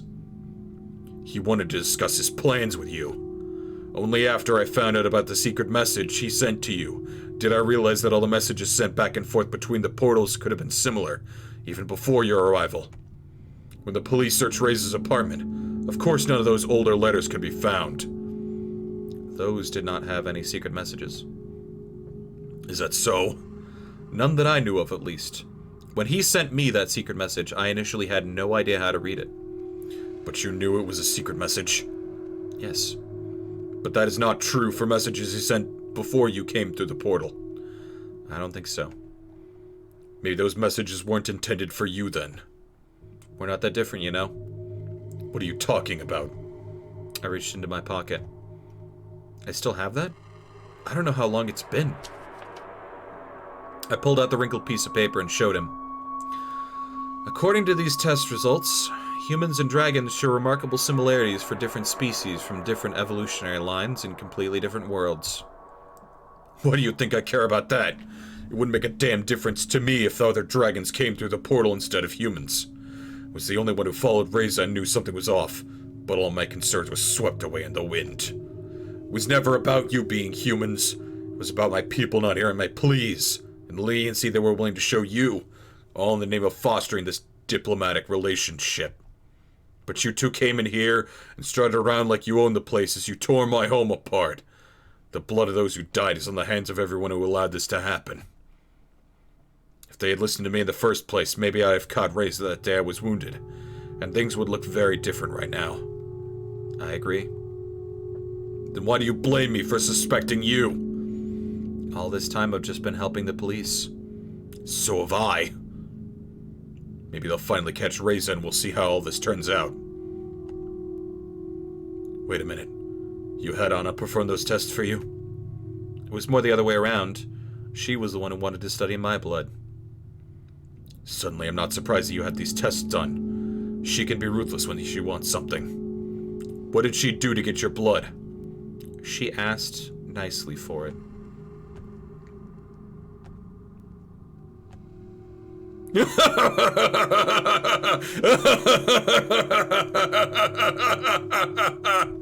She asked nicely. Nothing else in this world right now could be worth more than samples of your blood, and you just gave them to her. You know what? Maybe I was wrong. Even if humanity and Reza have cooked up a crazy plan, and even if they're willing to sacrifice either of you for their own gain, maybe you really have nothing to do with it. Maybe you are just clueless. Doesn't really matter much, though. After all, you have nothing to gain from me if I change my opinion of you. To me, proof is the only thing that really matters, so my feelings on the issue are not important. If you worked with the police long enough, you just learn to take things as they are. Maybe with you, I'll have to admit that I was wrong. But I won't ever stop looking for those who are responsible for this. And if I find them, I will show no mercy. Then I had to wait. Bryce and Sebastian were observing the farm now, and if anything new happened, I would be the first to know. I spent some time looking around Bryce's office, studying all the material he had gathered, though there wasn't any information I didn't already know. Salsa? Yeah? I think you need to come here. I'll give you the directions. No problem. There you are. So what happened? A whole lot of nothing. There was no movement to or from the building in the time we've been watching. He usually operates during the night, so maybe he's just asleep? In that case, it would be best for us to go in before he has a chance to make his escape. Or maybe he's not even in there anymore. He could have seen us and slipped away unnoticed, with plenty of time to destroy the evidence while we've been waiting here. You're right. Either he's still inside or he's already gone and not coming back. Let's go in. What should I do? You're coming with me. Sebastian, you walk around and watch the back of the building, just in case he tries to escape. I'm on it, Chief. So we have two options here. The first is you stay here and I go inside. This way, if Reza tries to flee and sees you, it might throw him off. Might be able to stop him. And the second? You go in first and I follow you. This way, if we find him, maybe we can resolve things peacefully. You might be able to talk to him. Or even if it doesn't work out, you got me and Sebastian nearby to stop him. I don't think he's planning to harm you on sight. And if we can hear things starting to go wrong, we might still be able to surprise him. So either way, we take him by surprise. I just have an option of talking to him first. I think you could pull it off. Maybe if you're there. He won't act as irrationally as he would if I was suddenly standing in front of him. But I'm not gonna force you if you don't want to do it though. I'll do it. Just tell them humans aren't fireproof and they can just burn Reza before he shoots anyone. Here's the thing. Fire takes like a second to like spit. They have to like hawk the loogie and it's gotta travel through the air at subsonic speeds. Bullets are faster. Point, click, bang. It's automatically dead. Also, he's not in here. I'm just gonna spoil that. The 10 scenarios and things I could say to him rushed through my head as I pressed down on the door handle. The door inched open with a creak, but I noticed a slight resistance at a strange sound that suddenly made me hesitate. He set us up the bomb. When I looked down to the source of the noise, I saw a taut wire through the gap in the door, hovering over the floor of the entryway.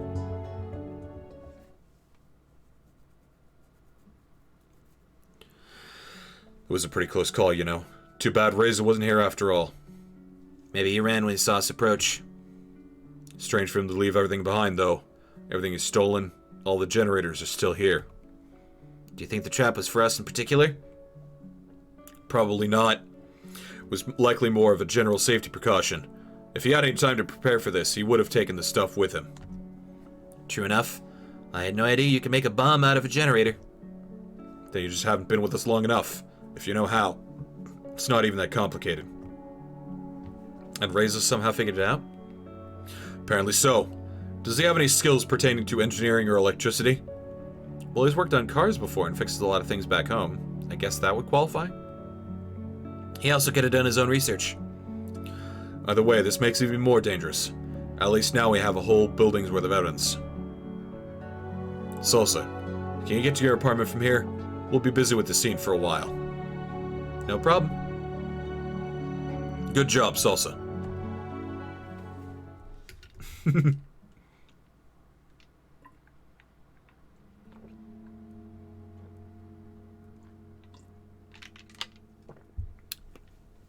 I'm surprised you called me back so quickly. How's the investigation going? Oh, the investigation is going swimmingly, but as you can expect, we need all the help we can get. As usual. Hey.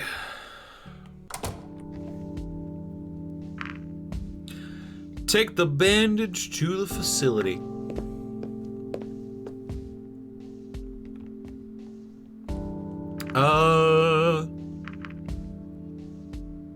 Visit the witness of the... Okay, so that's gonna be Lorem.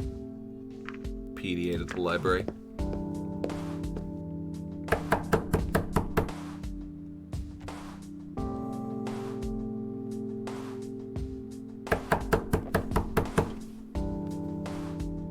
Oh, hello, Salsa. What are you doing here?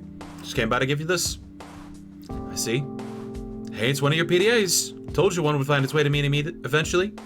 Now you can look at all the human knowledge you want. You have no idea how much I'm looking forward to that. I may not be working today, but I'm still going to check it out as soon as possible. I'm just going to leave you to it then. Thanks. Enjoy. And don't forget about that adoption yeah. Skip ahead on this one. Hey, Salsa. Want to meet up and go somewhere? Just the two of us. I want to get out of my crummy temporary apartment. I'm sure we could think of something fun. Is he thinking what I'm thinking?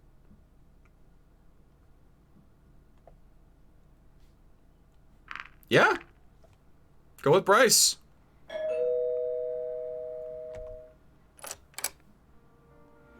Hey, Salsa. Hey, Bryce. I know you say you wanted to get out of that small apartment of yours, but I'm not sure if mine is much different. Well, I figured yours couldn't be any worse than mine. And now that I'm seeing it from the inside, I have to say the council didn't do a bad job with it at all. I assume it's appropriate for someone of my status. Whereas the chief of police have to make do with whatever he can get. You said it was only temporary. It is, but I'm really getting sick of it, to be honest. I can imagine. Anyway, what's the plan? Plan? We gotta do something, right? If you want some entertainment, I could offer you a bookshelf full of it. Here, Sheridan and the Scepter of Sovereignty should be enough to last you a while.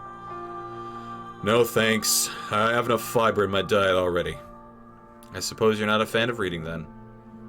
Why would I visit you just to read some crummy book? And besides, I do read from time to time. What do you read? Signs, menus, magazines.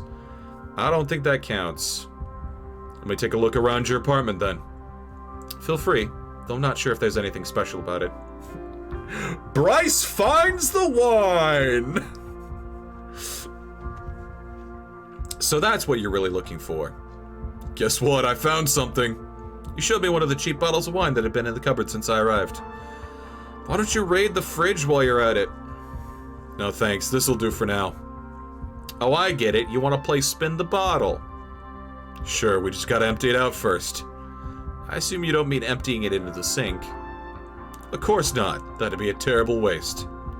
A terrible waste of the second cheapest wine from the store. I don't know how you humans are with stuff like that, but here we don't throw away perfectly good things. I'm not sure this wine would qualify as perfectly good. At least it's not the absolute bottom of the barrel. Now, are you gonna help me with this or not? If I have to.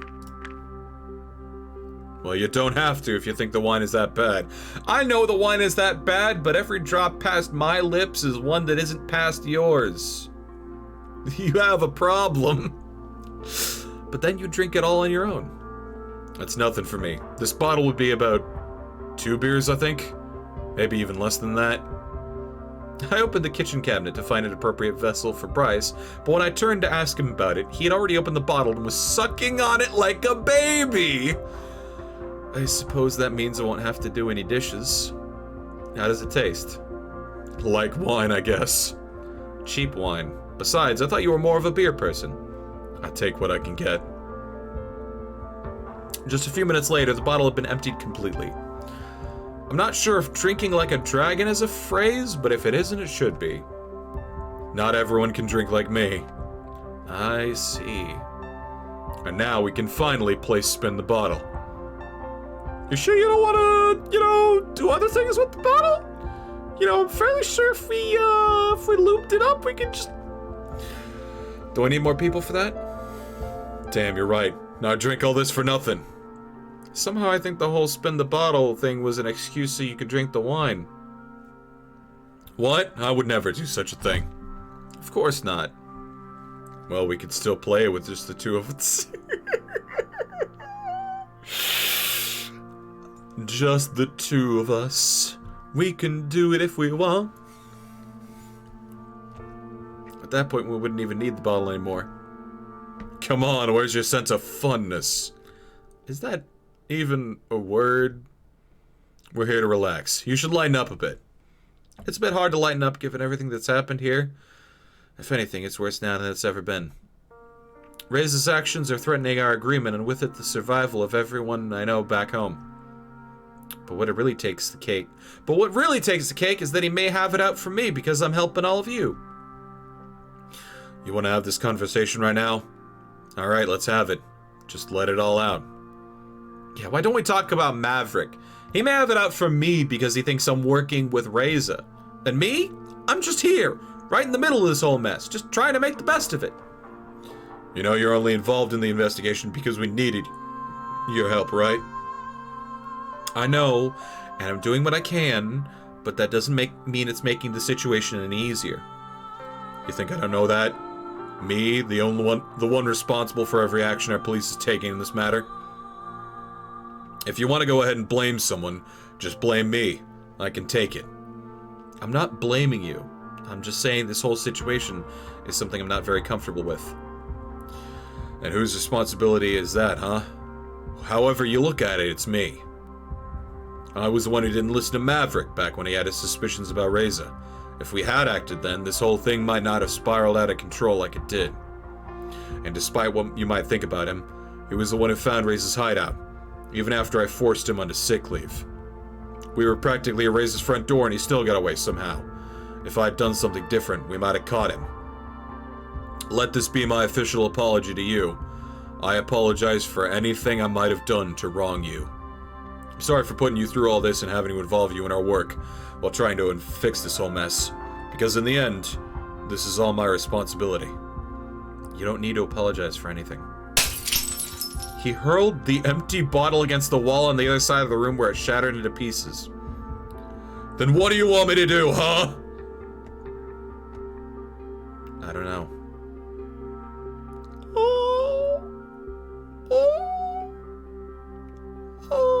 Those sad Bryce.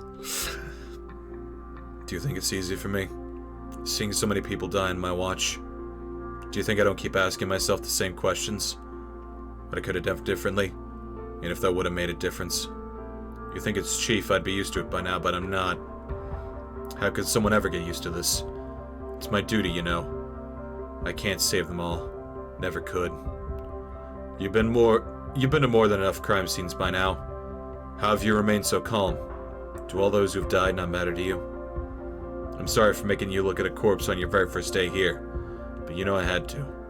Your help here has been invaluable. It's not like I could ask anyone else. It's the same for me, really. Sure, they could ask someone else to be chief, but if I'm the one who's best suited for the job, who am I to reject that? Otherwise, I'd have to blame myself for every mistake the other chief made. Is that why you drink? It might come as a surprise, but actually, the alcoholic police chief used to be a huge stereotype in our world. Really? You wouldn't believe it. Actually, I do. The research about alcoholism in the police force is out there, but the general populace doesn't know about it. It's all just internal documents. Why don't people know? They don't want to know about unhappy things like that. Besides, they trust their chief. If they knew about it, maybe they'd start to have their doubts. I thought it was common knowledge that you visit the bar fairly often. Often enough that you're friends with the bartender. I don't know. Maybe they don't realize how it all affects me. They see someone who can drink a lot and does it for fun. They don't realize what it means. What other stereotypes about the police are there in your world? Oh, you really don't want this can of worms open. Oink oink. That is the biggest one. I have good news. It's not the biggest one anymore as of October 4th, 2022. The foremost stereotype about police is stop resisting arrests as they beat the suspect into a pulp on the floor. Oh, wait, let us not forget domestic abuse.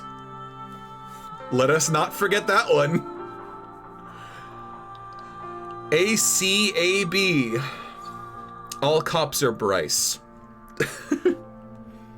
Well, alcoholism and suicide are huge problems in law enforcement. Suicide? Yeah. If you have to deal with the things we do on a daily basis, it can affect you in pretty bad ways. Everyone has their breaking point. We all just cope in our own different ways. Some do it better than others. That's why I'm worried about Maverick right now, and why I wish you'd known him as long as I have. You think he's at his breaking point? He's taken this whole Razor situation very personally. I'm just worried about him, you know? Just like I'm worried about everything else until we can sort this whole thing out. Sort out this whole mess. It's personal for me too. No matter what you may think about Maverick or what he may think about you, he still found Razor's hideout, which led us to the generators. I guess you have both helped a lot in this investigation. My point with all this is, we're all a very tight-knit group at the police station. Me, Sebastian, Maverick, Naomi. The bond we form on the job is how we know to look out for each other. I can tell you there's nothing else quite like it. What do you think? How many more have to die to stop Reza? If anything, he's more dangerous now than he's ever been before. You know how much this depends on how this all turns out. Whatever happens, I'm just glad to have known you. Remember when I told you about the wooden models I'm making? I never told anyone else about that. As much as I like everyone at the department, it's just not something I can talk about with them. You saw us at the barbecue. I never hear the end of it. Sorry about the bottle, by the way. I'd clean it up, but don't worry about it. It was empty anyway. That's the salsa I like. But you won't believe what happened with Emma at work. What did... Well, I did what you told me, and played along with her. She asked me for a massage again a while ago, and you gave her a massage? Honestly, I have no idea what I did. I don't know how to give a massage, so I just pressed and rubbed her here and there. What did she do? She seemed to like it a lot. There was a lot of grunting and moaning. Plus, she gave me a lot of compliments. I guess there was a lot of tension she needed to get rid of. She could visit a massage parlor then. They have people there who are way more qualified than I am. Do they? Yeah. Usually it's those that have better hands than I do. But then she doesn't really want the massage anyway. She just wants me. What are you gonna do next? I don't know.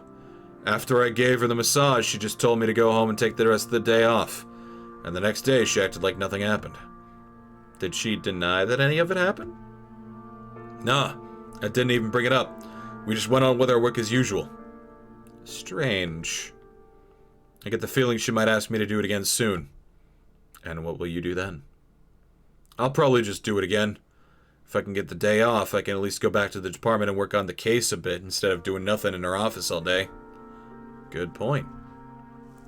Makes for an interesting story, that's for sure. True. Can I ask you something? Go ahead. If I told you that I'm a time trap... Wait. Can I ask you something? Go ahead. If I told you that I'm a time traveler from the future, what would you say? Time travel? Isn't that something that just happens in bad science fiction novels? Why only bad science fiction novels in particular? Don't you think there could be a good one? Let's just say all science fiction novels, because they're all bad. Huge generalization aside, what if we are in a science fiction story, and time travelers are real? I'd want to see some proof of it first. That's not something you come across every day, after all. What if I confided it to you as a friend? You'd still have to show me some proof, or else I'd call you out on the joke. What if I was serious? Well, that's pretty far out. That's the kind of thing someone would make up to scam people for their money or something like that. Alright, let's forget about time travelers. What if I told you there's another human here, besides Reza and me? This is getting kind of weird, Salsa. Just entertain me for this question. Unless you had some sort of proof, I'd call you crazy. As a member of law enforcement, aren't you supposed to follow up on every report? Yes, that doesn't mean we have to believe everything. If there is no proof, we'll look for proof. If we don't find some, well, without any proof or leads to follow, there's nothing we can do anyway. I see. By the way, when you and Sebastian went to the farmhouse to go after Reza, you just left me alone with Maverick in the same room. I did. Yeah, I was worried there for a few seconds. Don't you worry about him. You mentioned that you had a talk with him about a week ago, and that didn't end badly for you either. He might be scary, but I don't think you need to be afraid of him. He's got a very strong sense of justice, so he wouldn't do anything to you without a good reason.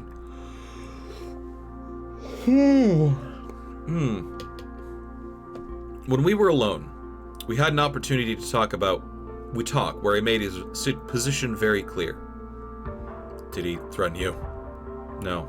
I was honest with him, and in turn, I think he was honest with me as well. Oh, really?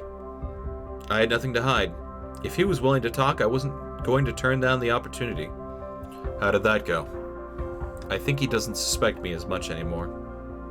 Guess leaving you alone with him wasn't such a bad thing after all. I suppose you could say so. I just did. What's that outside? Fireworks? Yeah, it must be the summer festival. You want to get out of your apartment, and rather than go to the festival, you came here? The festival isn't really anything special for me anymore. Seen one, seen them all. Besides, it's usually more a thing for families, really. I see. Are those the fireworks people keep talking about? Nah, they have a fireworks show every evening. Nobody even cares about the first couple days. It's only on the last day when they bring out the big ones. I usually watch those. Oh, so if there's big explosions, then you care? Well, yeah. But it's a big tradition here. Maybe even an ideological one. You know, everyone in the whole town united under the stars, watching the beautiful fireworks. It's a thing. People have been telling me for the last few days just how I just have to see them. You know, you kinda owe it to us as an ambassador to take part in a cultural event like that. I'm going to anyway. I'm gonna go anyway, so you don't need to convince me. Wanna come with me? I know all the good viewing spots. Most of the popular ones are usually super crowded, and we probably want to avoid those. I can't really promise anything right now, but I'll keep it in mind. Well, you got my number, so let me know as soon as you can. Sure thing. You know, those fireworks are also often a couple thing. I'm not surprised. They can set the mood for a romantic evening. Well, if they're still going on outside right now. Are you saying you want to go outside and watch? No. I'm saying we could take this conversation elsewhere. Namely the bedroom. The bedroom here is nothing special, I can assure you of that. Well, it's better than the one I have right now. You know, when you slept over last night, and we shared the couch, I took it as a sign. Did that mean anything to you? Or was it just two friends sharing a couch that was clearly too small for two people who just wanted to stay friends? I'm sorry, I have to read that again. Did that mean anything to you? Or was that just two friends sharing a couch that was clearly too small for two people who would just wanted to stay friends?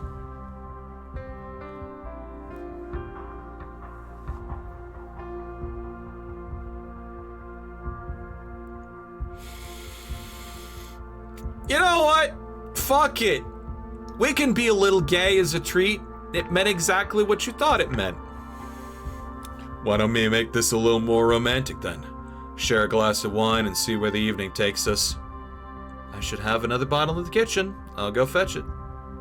Sure thing. I went into the kitchen to fetch a bottle of wine and 2 appropriate vessels, wondering how Bryce would manage a wine glass. When I returned from the kitchen, however, I was met with an unexpected sight. Oh no, please don't. Please don't have your dragon dong out. Oh! Totally does.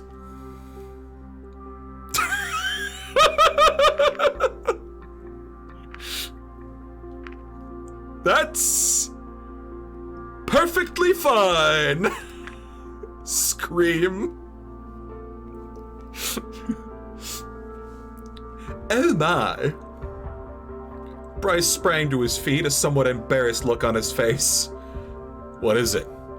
No, that was fine, don't stop. Not something you've seen here before, huh? Not like that. And then, especially with my kind, they are. Well, I think you can see what I mean. Mm-hmm. You just want to stand there and keep staring? No? Then why don't you come a little closer? All right.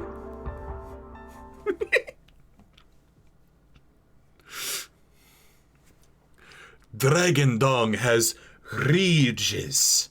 Ribbed for your pleasure. Another free day, yay me. I'm just gonna listen to...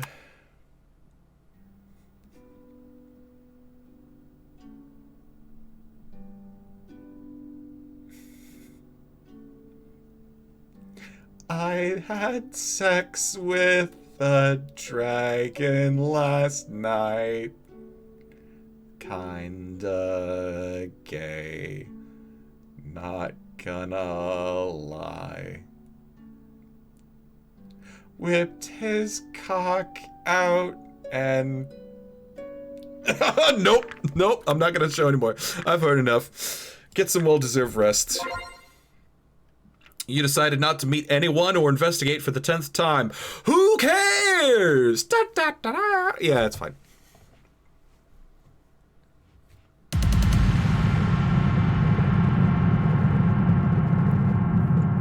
Croc-ass looking motherfucker.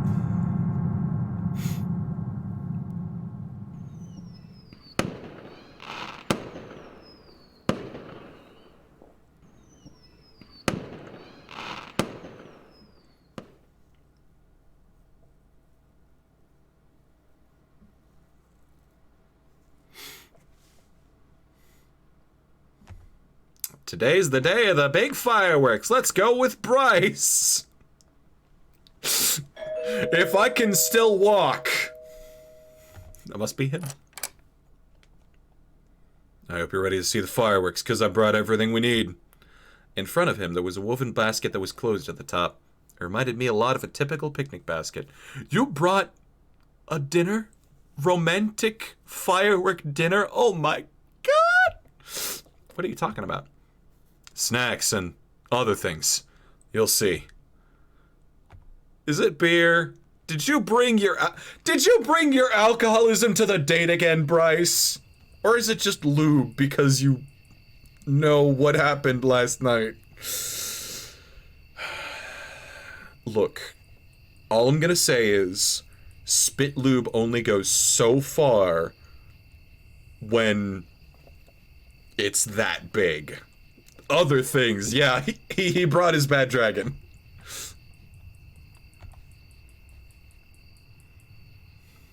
Think he'll appreciate the solitude, if you say so. Bryce blows your ass out in front of a crowd, ASMR. Oh yeah,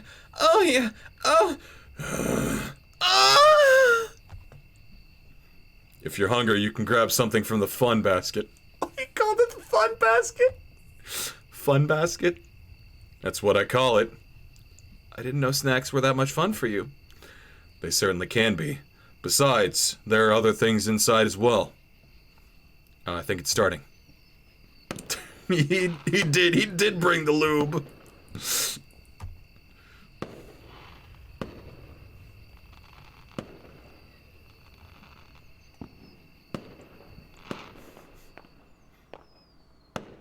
You remember what happened last time there were fireworks? Is that what the fun basket is for? Actually, no. Not unless you feel adventurous. We're already outside, that's pretty adventurous, I'd say. Suit yourself. Bryce opened the basket, feeling around in it with one of his claws. Meanwhile, my gaze wandered to the illuminated night sky. Suddenly, a terrible realization hit me. I'm gonna get my ass blown out 2 nights in a row. I won't be able to walk after this.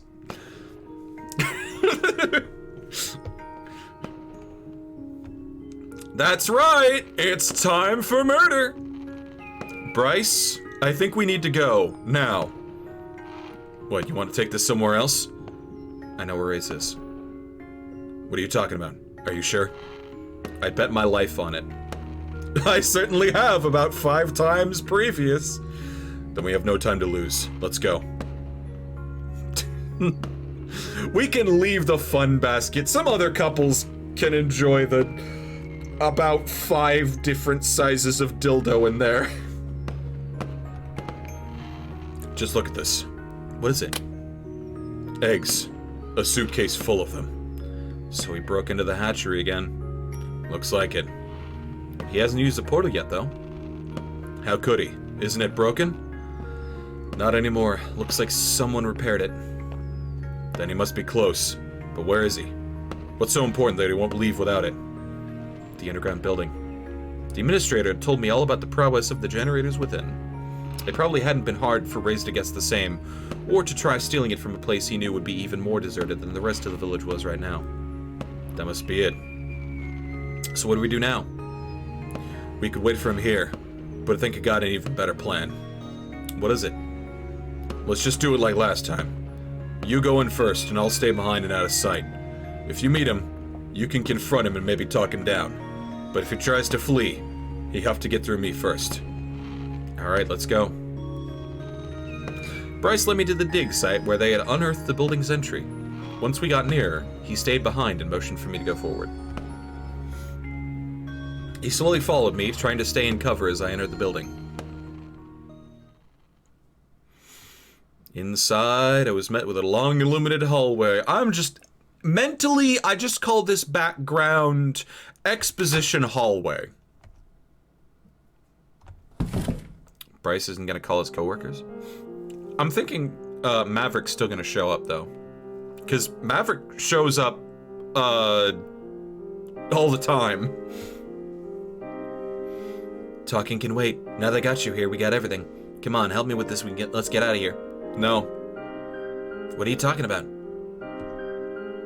You want to talk now? Sure.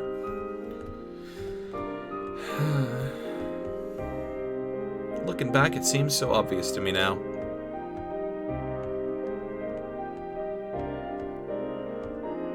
Reza found out that we were in the past. Reza found out that dragons are dinosaurs. Reza doesn't know that one blew out my ass.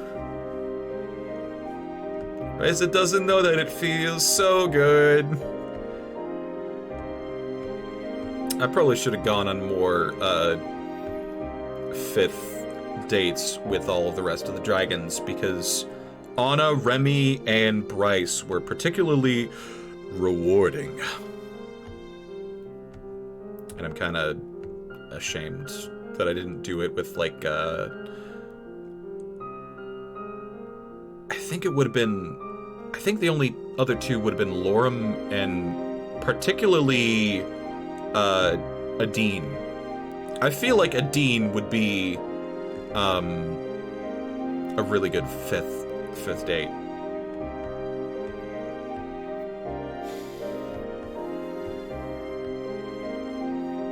How exactly are you planning to stop me? I'm the one with the gun here. You would shoot me to save your own hide? Penetrated by Bryce one night and bullets the next. Only if you insist on standing in my way. You're not getting away that easily. What are you gonna do, huh? I'll be long gone by the time you call the cops. I don't need to, Reza. They're already here. Suddenly, Bryce and Maverick were standing right next to me. You planned this, didn't you, Salsa? Traitor! I think I let you distract me with such a cheap trick, just because I thought there was still a shred of humanity within you. He pulled out his gun, not sure which one of us he should be aiming at. Just let me go and I'll forget this thing ever happened. We got 6 bullets for 3 people. Do you think you can really do that, Reza? Do you think this is worth risking your life for? Been risking my life for this every day for the last 2 weeks. What did you do during that time? Sip champagne in your nice apartment? Besides, this generator and the whole building came from our time. They belong to humanity. Suddenly, the administrator came out of the shadow. The administrator taken so many bullets. They belong to me. Want to waste your bullets on me? Feel free. You can't stop all of us. If you say so. Pokemon-ass death animation.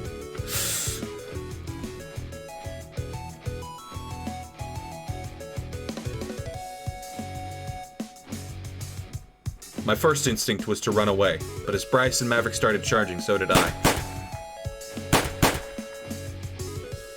Reza was quick with his aim, shooting both Maverick and Bryce twice before pointing his gun in my direction. I quickly bove behind the box with the generator for cover, just as Reza pulled the trigger multiple times, but he's only got 1 bullet! Only a single shot came out and lodged itself in the box. Though I was seemingly unarmed, a loud hiss began to emanate from my cover. Everybody run, it's gonna explode! I started running toward the exit and was soon overtaken by both Reza and Maverick. I looked back over my shoulder to see Bryce grab the administrator before he started running as well.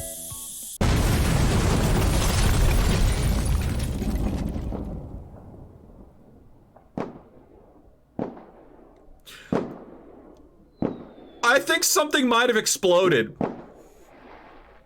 I'm late. Which lizard we fucking this time? The cop, but also past tense. Like... I'm really glad that wine bottle was there for modesty. I'm really glad. Just as I reached the outside, the explosion knocked me off my feet. There was a rain of small debris as I heard the walls of the building shaking in their foundation. As I looked up, I saw Reza fumbling with his gun as Maverick pounced on him. He bit into Reza's neck and strained for a second before ripping a large chunk out of it. Reza wasn't moving when Maverick walked off and came towards me. Where's Bryce? I looked towards the entry, which was now mostly blocked by debris. He must still be inside.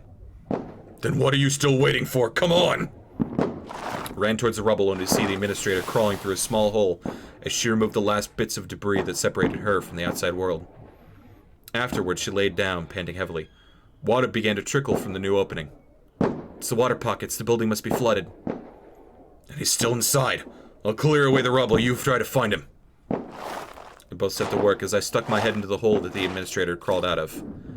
The place was flooded completely, but luckily, even through the water, I could see Bryce as he tried to clear away rubble from the other side.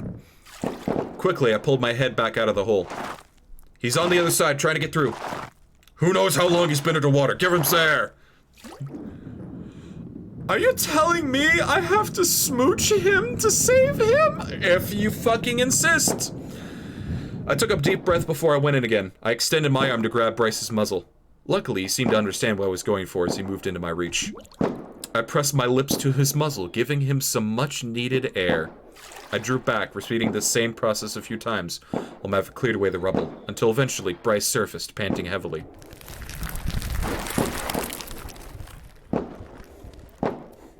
But that air would be carbon dioxide. Only some of it! Are you alright? Yes. Let's get away from here before the empty water pockets cave in or something. Maverick carried the administrator while we went uphill towards the portal.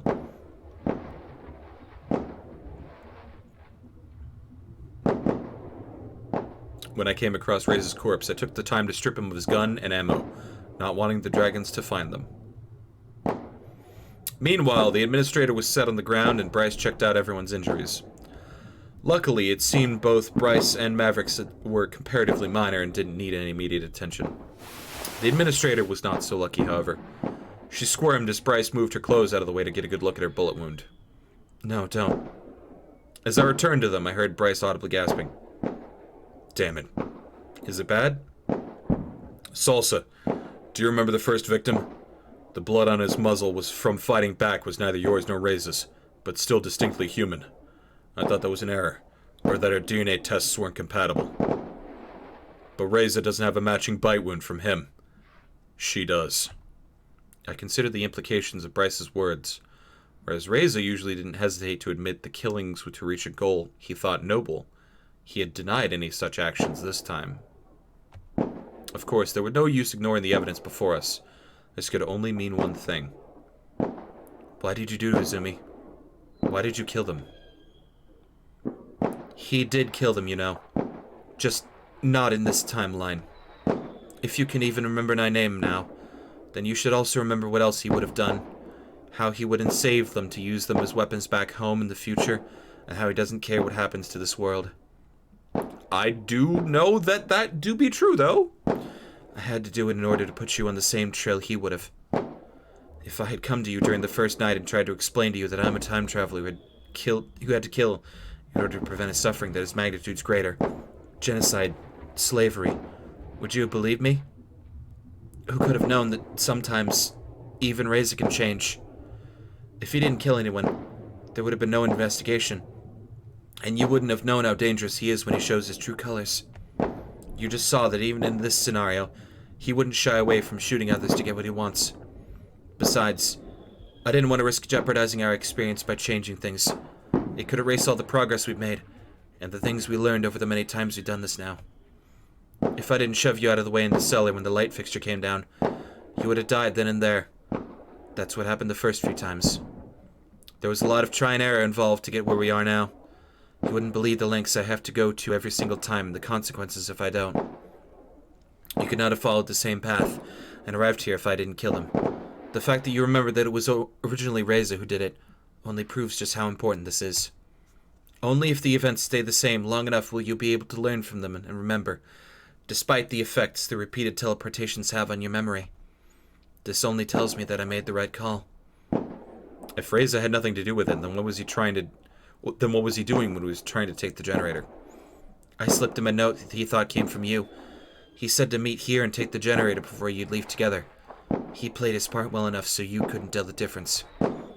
So he really did think that I planned all this, that I lured him here to have him arrested by Bryce and Maverick.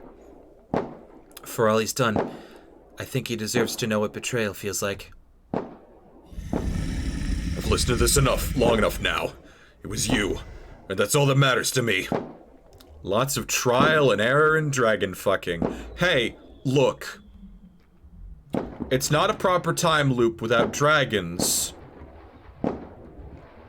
And you know me and dragons. No, Maverick, don't do it. I'll tear you apart! Bryce tried to go between them, but Maverick aimed his shoulder squarely in Bryce's bullet wound. Bryce collapsed, convulsing in pain as Maverick pounced on Izumi and tore into her. Meanwhile, I put a few bullets into the gun I took from Reza before I aimed at Maverick and pulled the trigger several times. Maverick collapsed instantly and looked at me with a pained expression. Beneath him lay Izumi, dead.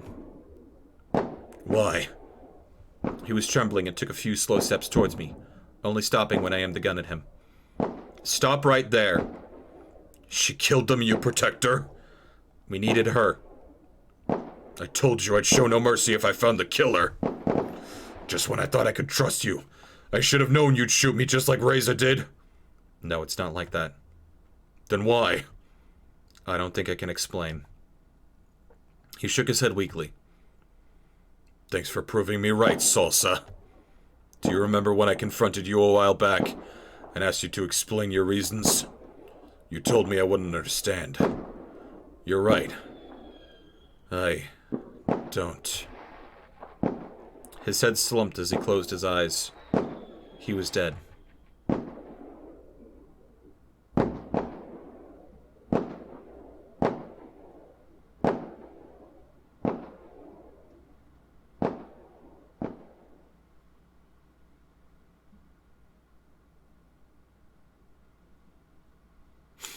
I think there could have been quite a bit more dragon fucking. Oh, I'm like 80% sure that we canonically got it with 4 out of 5. Okay, 3 out of 5. Remy, I'm going to say probably not. Anna, definitely. Lorem is the other one that I think probably not. Bryce, hell yeah. Adine, I'm going to say 60 to 75% sure that date number 5. What was date number 5? I'm not actually sure if it was date number 4 or 5 where I go back to her apartment and I wash her back because she can't deal with it with her injury. I think it might have been 4. But, you know, I wash her back, which euphemism there, but also I stay at her place because of curfew. Hey, Bryce. I'm afraid I've got some pretty bad news for you. What is it? We were able to power the portal again even without the generators from the lab, but we still couldn't re-establish contact with humanity. Why not? Ever since the portal got sabotaged and was repaired, the coordinates, the connection to humanity's portal, it just isn't there anymore. Can't you locate it again? We don't know how. We found a different set of coordinates in there, but for some reason we aren't able to use them. I know. Only I can. They're for traveling back in time to the day of my arrival. I guess you really are a time traveler, huh? Now that you know everything, that really shouldn't surprise you. What are you gonna do now? Well, I guess returning to humanity is out of the picture. So it's either staying here, or using the portal to return to the day you arrived here. All that time travel business is too complicated for me. Izumi had it all figured out. I'm wondering what she would think about this outcome. All she ever wanted was to save you dragons, just like Reza only wanted to save humanity. Neither shied away from killing people, so maybe you shouldn't look to them as pillars of morality. Either way, I'm not sure if you really have much of a choice here. They don't actually know if they can stop the comet. Of course they'll try, but without the generators from the lab, it's not looking great for us. I initially came here to help humanity, but if I go back with what I know now, maybe I can help you too. At any rate, it was nice while it lasted. Hey, no need for melancholy now. It's not as if we're not gonna see each other again. Have I done the true ending yet, or do you have to do all the good endings first? I have to do all the good endings first. Bryce was the last one. As you can tell from the somber music, this is it. This is the credits scene. Soon I was preparing to return to the day of my arrival. Despite her actions, Izumi had made a good point. Thinking about the knowledge I had now, I realized just how important it was to remember and how it would help me during my next attempt. No doubt the teleportation would erase some of my memory again, but I could think of a few ways to retain some knowledge. Not only did I take my own written account of what happened with me, but there were also physical reminders I could bring to remember, such as Izumi's mask and cloak. With her gone, I was now the one with the most experience. As I made my way to the portal, I realized that in order to make this mission a success, to save everyone, this time, I would just have to save myself. And the record player. I'm not actually sure if I keep the record player.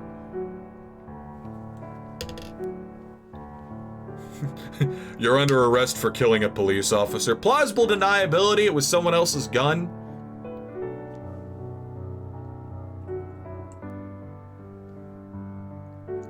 That really would be plausible deniability, though. Maybe. Well, okay. I'm not sure if it would be plausible deniability, considering a fellow police officer also saw me kill the police officer. I just realized that updating Discord in the background meant that you all didn't get to see that.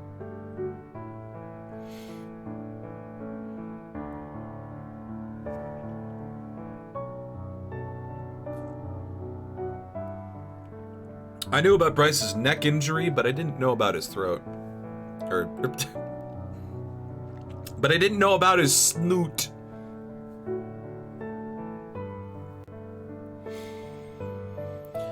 So, good news. We're here. We are here. Corona straws. Wolfalisk. Dino cakes. Banshee. Oh! I found out about his throat after all that wine.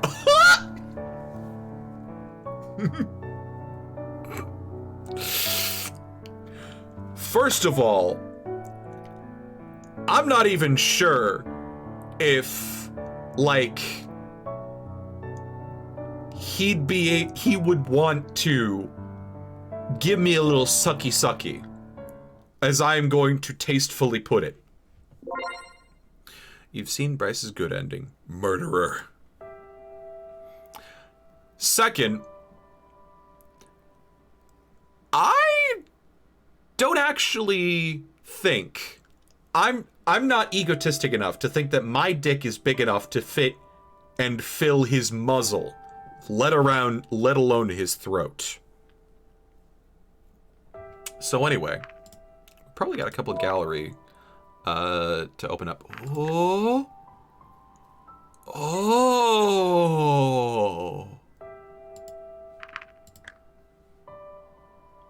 Bryce at a crime scene. Lorem. I don't like those humans.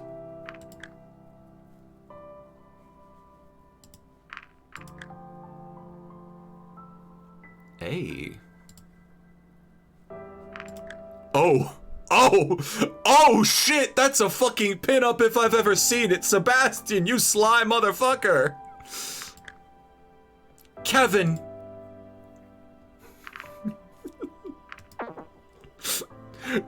We gave Bryce the hobgoblin knob slob and double-decker pecker wrecker. Nah, bro, that shit didn't fit in my jaw. I couldn't even do a single decker of the pecker wrecker. Anyway, I'm actually going to mute my mic and leave for a bio break because I gotta go take a piss. And if you want to get some popcorn, now is the chance. We are going to finish this thing tonight. B.R.B.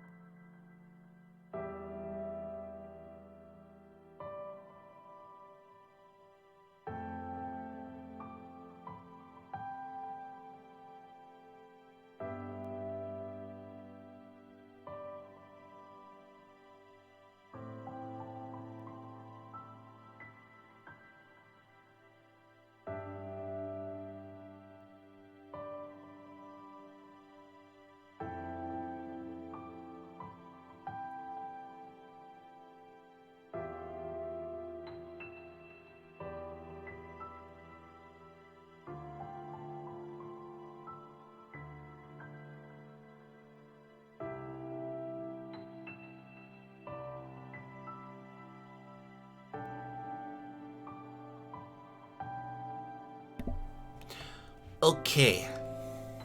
So, hold on.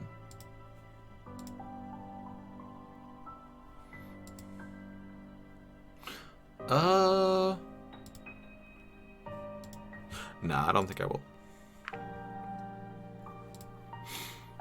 Let's do this shit. Continue your journey, Salsa.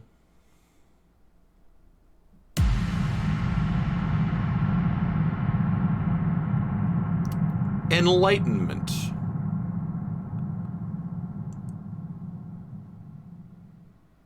I'm assuming that things are going to go slightly differently. Because I've never seen that tarot card before.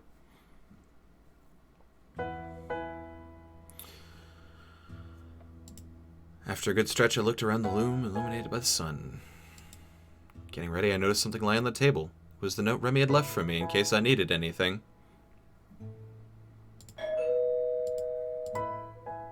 Met by another dragon.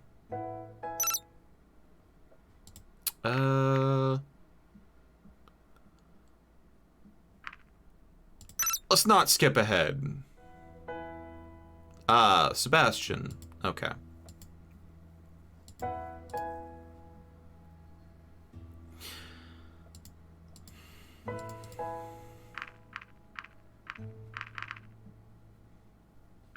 Shake his hand. Riz will be there too.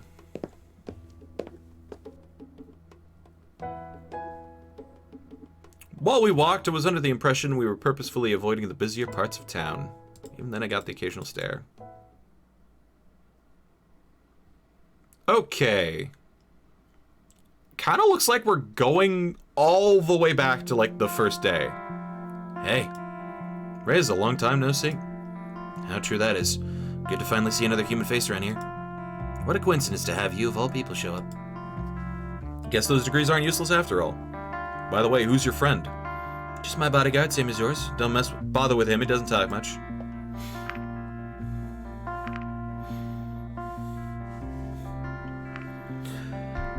I'd bet he'd win in a fight with mine, though. The two dragons exchanged a few words as I met the gaze of the larger Tenebus dragon a few paces from us. Sebastian turned towards me and spoke up again.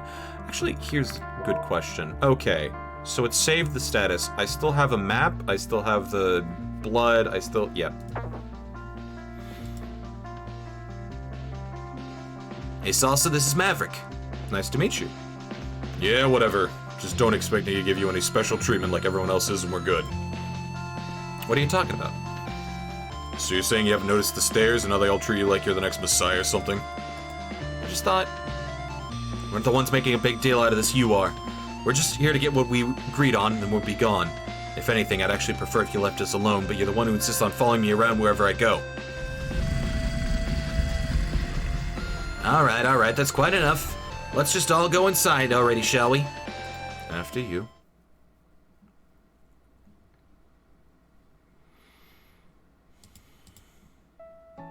There you are, I was waiting for you. Hello, Anna.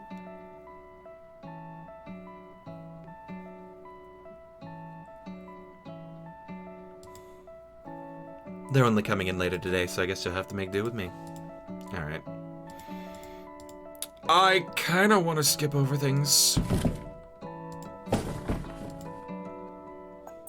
Don't underestimate its power, and do be careful not to drop it.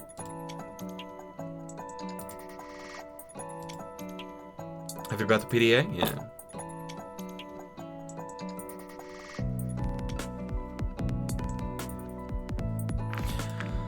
Let her take my blood. Did you give it to her? Yeah. I'm all for it.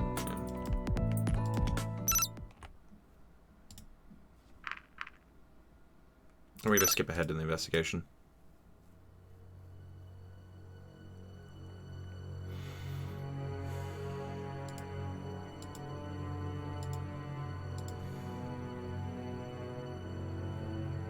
This morning, the victim was found by a delivery flyer for a restaurant, but lost, yeah.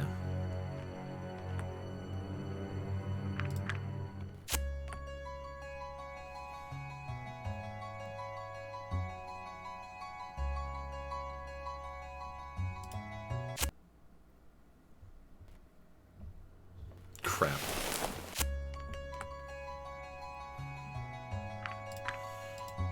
Clean cuts like a knife. Could have only been someone with hands.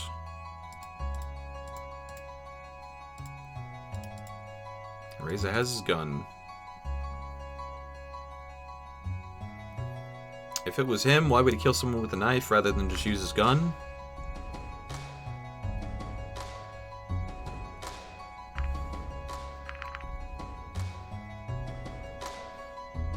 He wouldn't, because it wasn't him. Alright, then he didn't want to make any noise.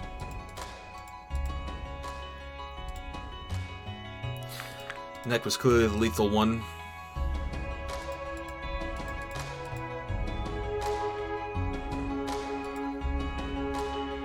There's a lot of blood. The blood splatters suggest that he committed suicide. He died here. Yeah, damn. What about the blood on his muzzle? You tell me. Fought back. Expect forensics already took a sample of it.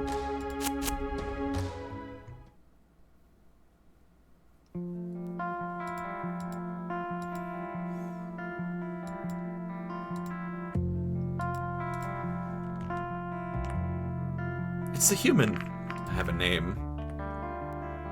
Do you work for our police? No, it's just a hobby.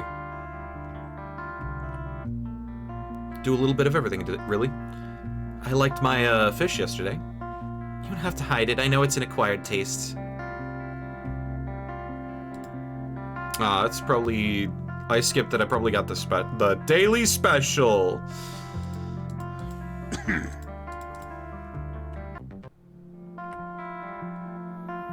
have to be careful. You...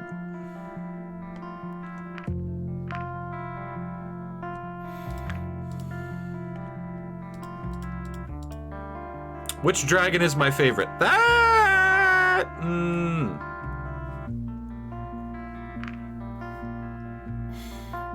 That's a very good question. Okay. So... Go to the fireworks with everyone. Everyone. It's between Anna and Adine. I mean, I like Adine and how skilled they are, but Anna...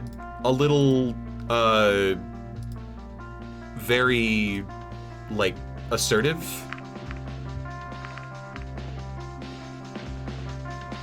Which isn't bad. I think for this one...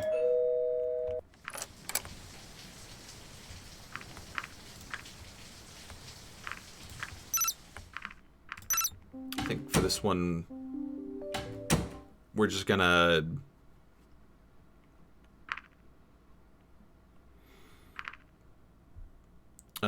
meet with everybody once, including Sebastian. Not the one with the Pegasus.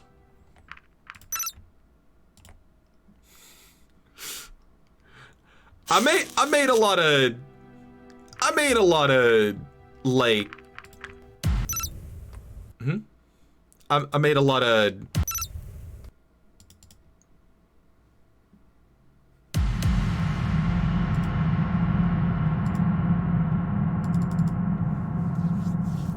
I made a lot of gay jokes with Bryce, but like, not particularly. Good. They all kind of stand on their own merits. Skip ahead.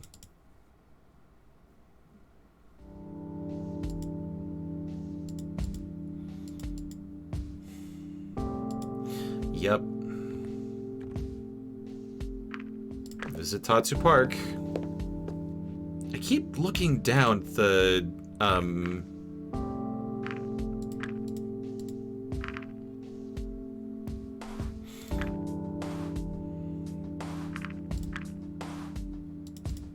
I keep going down here.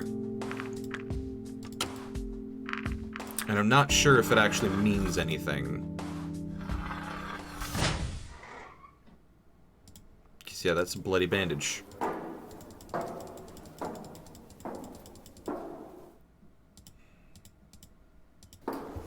will be found. Stop searching the park.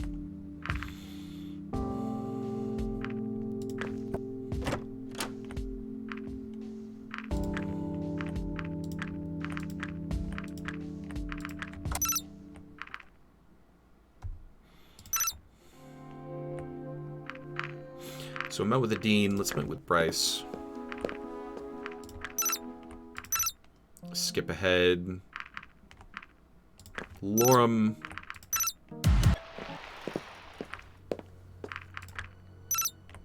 Skip ahead here.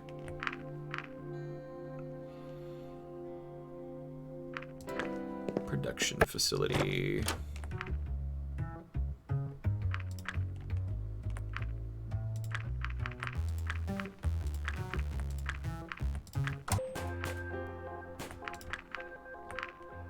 Visit the police archive. Yay!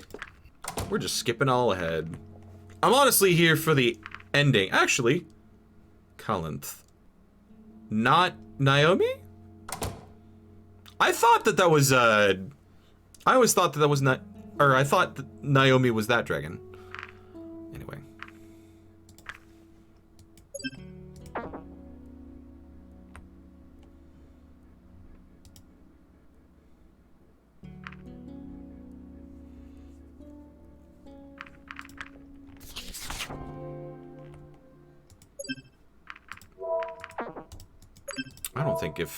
I don't think my choices in this one matter too much. With Anna. Skip ahead to the end of the scene. And then meet with Remy. Make sure we're on good terms with everyone.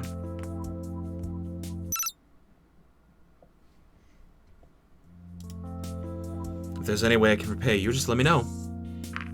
How about a kiss? That's not very appropriate. Dang.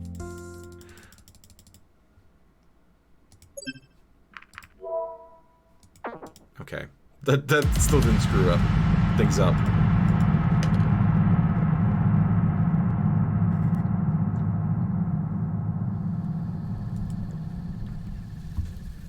I really don't know if any of the choices for here matter.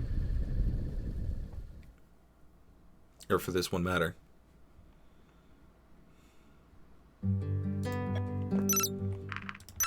Skip ahead past all the investigation. Oh, I actually haven't seen what happens if Bryce goes in. Actually, I'm not so sure if this is a good idea. Chief? Sebastian, what are you doing here? Told you to stay put. Don't go inside, Chief. Why? What's the problem? There's a device on the inside of the door. Think it might be a trap. I didn't tell you to look inside.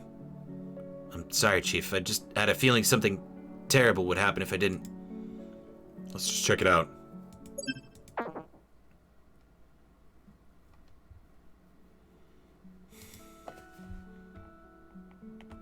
Guess your intuition was right, Seb. Looks like it.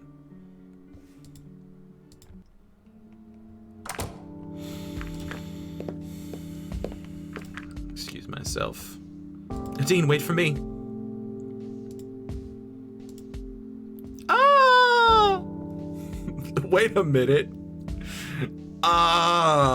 Everybody is essentially in their good end state now, huh? Doesn't talk much. See you some other time, Salsa.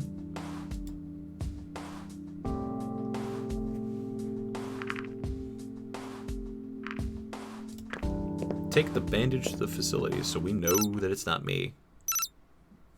Yeah. Yeah, skip ahead. Can I... Or no, I wanted to check my status. We're good with everyone. Mm-hmm.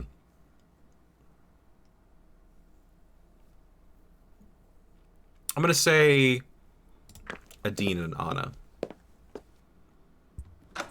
Gonna talk to those two.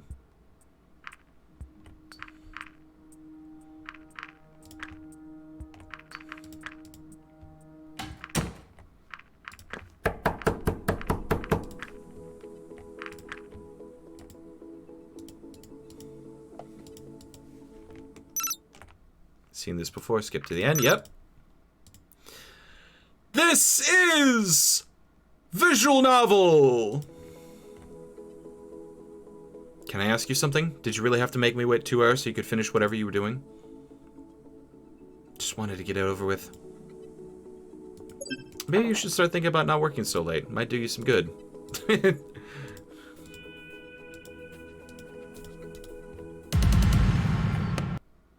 Today is the day of the big fireworks. Who shall I bring? Everyone. That's the one that we want. Oh, furry opinion. Chibisuke? I'm not familiar with that character. Off the top of my head.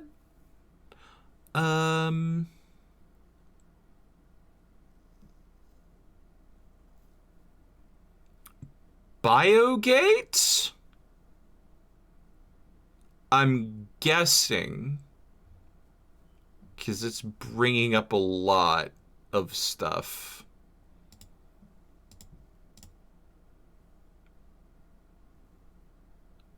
I have never seen Dragon Drive?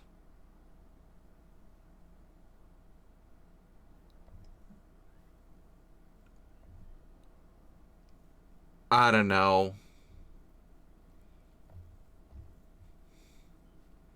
I don't even know. It's all over the place. Oh, okay, yep. Dragon Drive and the Biogate wiki. Very cute dragon, though.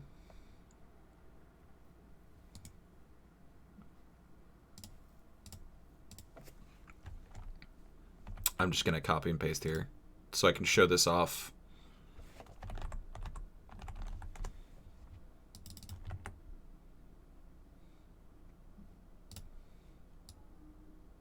Oh, wait. That's on the wrong... That's on the wrong... Source. Cancel. Browser. This one. Like... Okay. It's aggressively scaled down. But... That's a cute fucking dragon. That is a cute fucking dragon right there. Baby.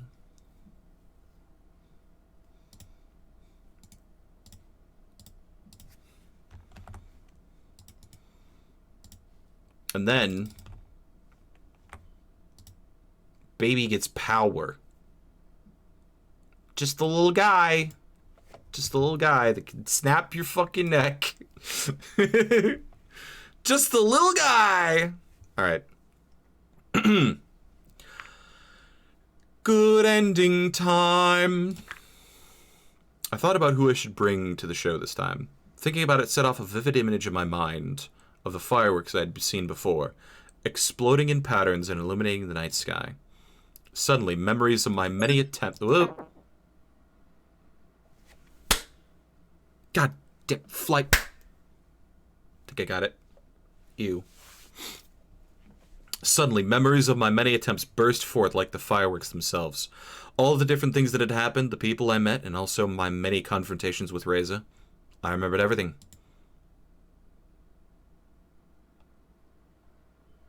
Oh. Salsa assembles the harem. I'm not sure what to say to this.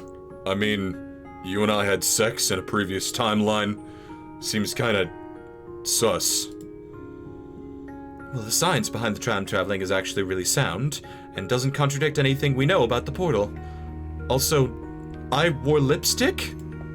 Can't say the same about the theory with the wormholes and barriers, though. It does confirm what my roommate has been learning, and my own experience.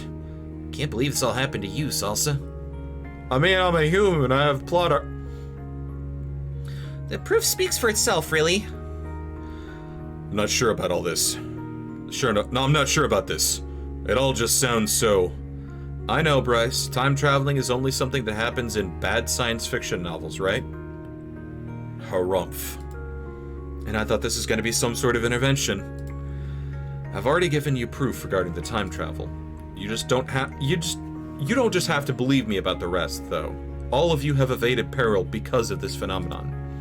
Think of times where you suddenly changed your mind because of what you thought about what you thought might happen. If you had memories of things that never happened or dreams that later turned out to be true, you have experienced it as well. As some of those nightmares, yeah, those have happened too. Are you saying that if I'd flown during the competition, I would have died? I remember things from timelines where I died. The same must be true for all of you. It's not just your imagination. This is nice and all, but why did you call us here? I mean, what's the point of telling us all this? I know where Reza's gonna be in a few hours. The 5 of you are the people I've gotten to know best in the time I've spent here. And maybe you even remember some of the things we've done together in other timelines. Now I need your help to stop them. Why didn't you just call the police about this? You wouldn't even need to tell them about all the time traveling and such. Bro, my man Bryce here is the police. This case was already getting too big for us, and we still haven't gotten the reinforcements we requested from the city. With the fireworks going on tonight, we really wouldn't have anyone to spare. You want us to stop him? That sounds dangerous. He's killed at least 4 people so far, right? And let's not forget that he still has his weapon. What's in it for me? Having a part in stopping a murderer would certainly get you a civil honor. Wouldn't exactly look great on us to give someone a medal and throw them into prison the next day. Just saying. Knowing Emira, she'd probably make a big parade out of it and have her pardoned. Sounds like a deal to me. Of course you'd only help for your own good. At least I consider my options instead of following someone blindly. Salsa tells you to fly and you only ask how high. Salsa's called us here to stop Reza. If we want to make this happen, we should probably start making a plan. Agreed. Same here. So, where is he gonna be? In the underground building near the portal. He'll try to steal its generator. I see. Previously, I only realized where he was once he was already inside, but this time, we can think about the best way to stop him. If we're just gonna storm the place, I should probably go first. For one, I'm a professional, and what's more, I'm also an Earth Dragon. That's what makes me a good cop. Virtually unkillable by any would-be criminals. And that's how I got these scars. I wouldn't be so sure of that. What's that supposed to mean? Well, all of us together should have no trouble taking him down. I don't want to kill him if we don't have to. Yeah, as a chief, I agree. And even if we outnumber him, let's not forget about his weapon. Our first goal should be to disarm him somehow. How can we do that? Well, I've got a shocker at home. Hit him with that, and I doubt he'll be able to hold anything for a while. And we can cuff him after that. I'll show you how to do it. Actually, I'll let each one of you have a pair, just in case. You don't have to bring one for me. I don't think I'd be able to use them. Don't worry about it. They were designed with flyers in mind. It's really easy to cuff someone if you know how. Well, if you say so. This is certainly gonna make bedtime a lot more interesting. We've got a shocker and some handcuffs, but that isn't much of a plan. What are we gonna do? Wait for Reza to arrive and then all try to cuff him at once? Maybe you should go alone. Yeah, I'm sure Salsa called us all here only to confront Reza alone in the end. What are you talking about? Well, if you want to get him with the shocker, your best chance is to surprise him after you've gained his trust. You may think it is safer if we're all there because we outnumber him, but in reality, this will likely provoke an aggressive reaction the instant he sees us all. I agree. You may not be able to talk him down, but in the end, you only need to get close enough to hit him with the shocker. I think he's frightened, feeling like an alien in this world. Maybe that's how you could become a killer, by seeing us as something foreign or lesser. But I've tried doing that before, with one of you staying in hiding until things were about to go wrong. That usually didn't work out as well as it should have. Because your approach with him was wrong. You tried to talk him down or distract him while help arrived. What should I do then? Go there before Reza arrives, and act like you were going to steal the generator yourself. Carry it together, And as soon as you're outside, surprise him with the shocker and cuff him. Meanwhile, all of us will be in the hiding in the area to watch you ensure that nothing... And watch you to ensure that nothing goes wrong. That sounds pretty good. How'd you come up with it? I read something similar in a book once. I see. Wasn't that in one of the Sheridan books? No comment. Any other opinions about this plan? I couldn't think of anything better if I tried. Do you think you can really pull it off, Salsa? I'll have to. We better get ready then. I have to fetch the cuffs from the department, and Anna should get her shocker. I also have to make a phone call before I go. A phone call? Yeah, to tell Sebastian not to come in for a shift today.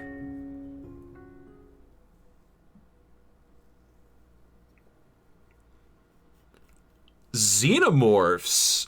Furry opinion on xenomorphs. Huh. I'm gonna say, I haven't watched all of the Alien movies.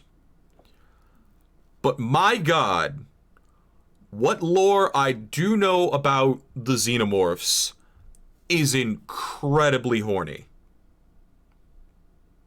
Like, they just straight up recombine DNA with anything. And I mean, anything. Face huggers, I mean, that's just face fucking. And yeah, I've also seen a lot of that. The xenomorph itself, though, the queen, I think it's called. My opinion on that is a lot less appreciative. Like, yeah, big alien menace, and it's got a long striking tail. But the skull shape, yeah. Xenomorphs don't do it for me, but there's a lot of stuff around the xenomorphs that, like, I find good. Hello. Hi. Hi, Mom. What's up? I was just smooching some dragons. Nothing out of the ordinary.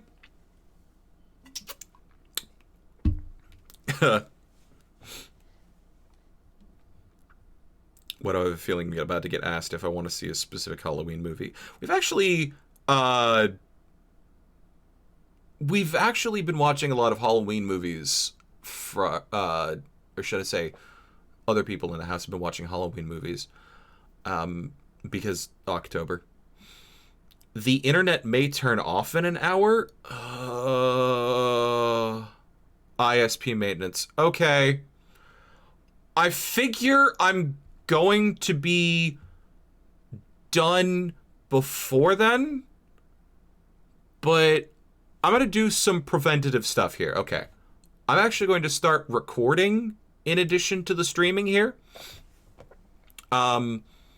So if my stream cuts out, then I'm going to stop attempting to stream here, and I'm going to splice together the recording and the stream, and it should essentially be one specific viewing experience. But if I finish before midnight, I'm probably just gonna, like, delete the recording. Thank you for the warning. All right. Back to kicking Reza's ass. While we waited for Bryce and Anna to return, Lorem, Adine, and Remy stayed in my apartment and made lunch for everyone. After we were all reunited, Bryce showed us how to use the disposable plastic handcuffs he brought. As they were designed to even constrain an earth dragon like Bryce, they were nigh impossible to tear. Kicking or kissing? Kissing dragons? I'm kissing the dragons.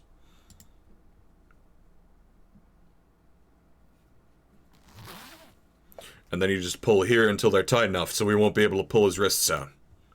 Got it. Does anyone need help? How about you two? No, I got it. You're right. It's pretty easy if you know how. Alright, we've got some more time before we're leaving. Guess we can just sit around and wait. Disposable plastic handcuffs? You mean zip ties? Yeah, zip ties. It sounded like a zip tie. The calm before the storm. By the way, how's that investigation about me coming along, Bryce? That's not something we should talk about right now. Besides, I've been busy with the whole Reza thing, so... Of course you can't tell me anything. I suppose I won't even know when your people will suddenly decide to take me in. Hey, it's not my fault you violated the conditions of your suspended sentence. I'm just following protocol. I better get pardoned for doing this or else. Or else what? I might as well go through the portal myself if I just end up getting arrested here. Just saying. If you don't want to stay here, maybe you should go right now. Hey, I'm all for helping Salsa. I just want to make sure I'm covered as well. If what I've read about her is true, then maybe she shouldn't get pardoned. Guys, gals, others, guys, gals, Lorem. There's enough of me for all of you. Don't believe everything you read in those tabloids. I can confirm, they don't know anything. You don't know the whole story either. Does that mean you lied under oath? Maybe I should reconsider this pardon thing. See, that's what I mean. She only cares about herself. My research has saved thousands of lives, if not millions. What did you ever do for the community? I volunteer at the orphanage. And what's more, I do that just to help them, not for my own gain. And why does she have to be the only one who gets something out of this? Well, all of us will probably get a medal. This isn't really the kind of discussion we should be having right now. Anna, if you lied under oath, then that's something I can't just forget. What are you gonna do about it? I'll make you a deal. You tell all of us right now what really happened back then, and you'll have my support when it comes to being pardoned for helping Salsa stop Reza. How does that sound? We don't even need her help. She can just leave as far as I'm concerned. If I'm going, I'll take my shocker with me. Don't do that. I want to know what happened. You'd rather no one let her walk? She's already being investigated. Let the wheels of justice do their work. See, Salsa, I just can't catch a break with these people, even when I'm here to help you. She may walk anyway. This infraction was so tiny that she may put a spin on it that makes her look like the victim, just like last time. If she tells us what really happened, then that's something we'll always know about her, and how we can be sure she won't do anything like it again. So now you're planning to resort to blackmail? You know what? Do whatever the heck you want. I don't care. Just make up your damn minds. I want to know. Me too. Lorem, Adine. I don't like this. I'm honestly with Lorem on this one. We really shouldn't be having this discussion. Alright, let's hear it. The majority has spoken.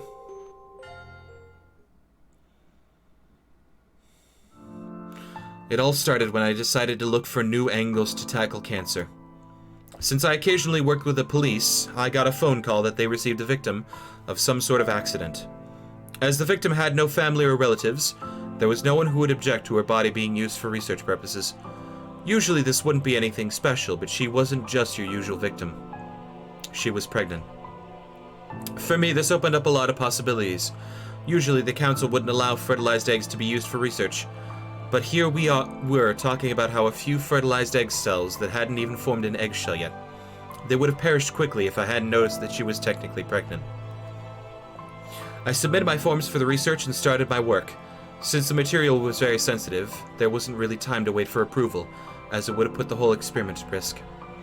Either way, I was sure the paperwork would go through, and I had other things to worry about than what some busybodies would think about my work.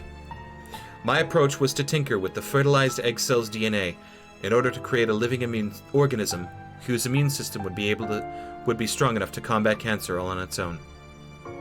Once it hatched, I could make a few transplants, and a new way to fight cancer would be born. In order to ensure compatibility with myself, I spliced in some of my own DNA, enough that it would be considered a member of my own species, rather than the parents'.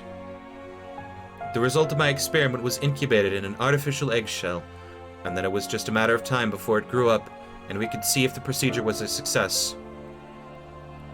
Wait a fucking minute. Hold the goddamn phone.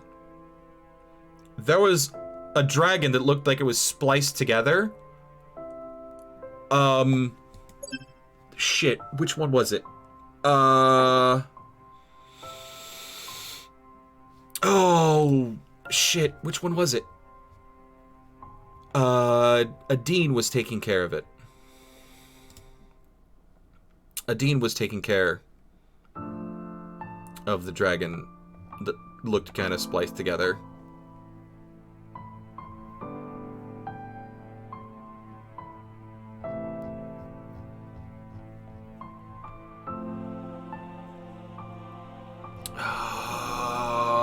It was another A.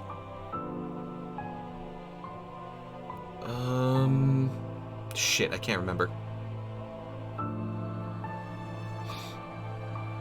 Emily. Yeah. That one. Emily. Whoo! Is that the connection between...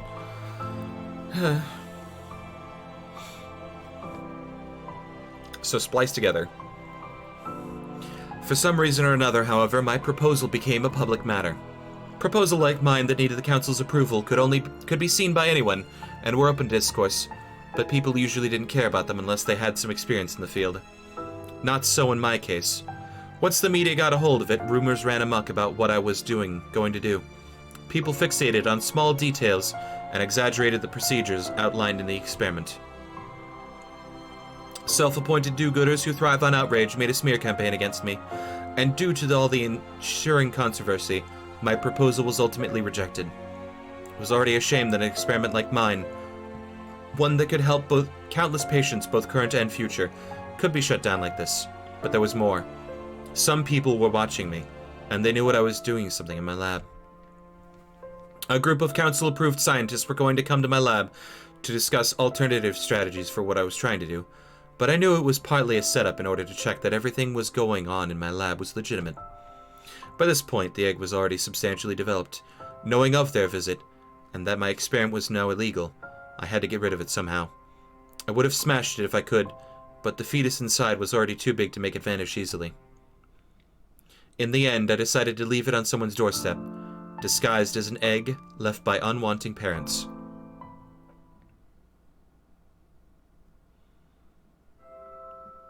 That whole affair got the police department in a lot of trouble too, because it was us who gave you the material. Don't you have a single shred of decency within you? Now, let's not have any arguments here. We all know I'm pretty. I could have done much worse than leaving it on someone's doorstep. Besides, don't expect any goodwill from me if you never showed any either. Hey, we were on your side during that whole thing, remember? Yes, but only because I saved your ass more times than I can count. No one, not a single person has ever been nice to me just for the heck of it. Except for Salsa. Leaving an egg on someone's doorstep is such a horrible thing to do. Like you would have done anything different in my position. I would have owned up to my mistake, because I know how these children end up. How they have to grow up if they don't get adopted within a few years, doomed to be nobody's children. You spliced your own DNA in, so you're basically its mother, yet you didn't hesitate to throw your child away when it became an inconvenience for you. Actually, it's more of a clone than a child. Did it even have a name, or was it just a product for you? A failed experiment? She did have a name. I even scribbled it on her eggshell before I left it. Let me have it. Wait a minute. It would have been around the same time, but... No, it can't be. Adine just figured out. What was her name? Why do you even care? They probably found her, she went to a nice family, and lived happily ever after. End of story. What was her name? If you really want to know, It was Emily. Oh.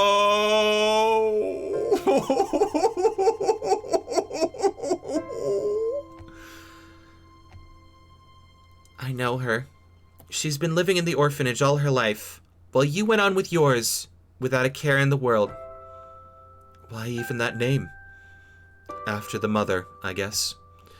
Now that you mention it, I think the victim's name was a bit different. Amelia. That was it. Froze to death during a winter night, if I recall correctly. Oh. Oh. The timelines are converging! What? Remy, I never told you this, but shortly after she died, Amelia found out that she was shortly before she died, Amelia found out that she was pregnant. Oh my god. Oh my god. Oh my god, oh my god, oh my god, oh my god, oh my fucking god. Holy shit. Oh. Oh, just imagine me crying right now because it's happening.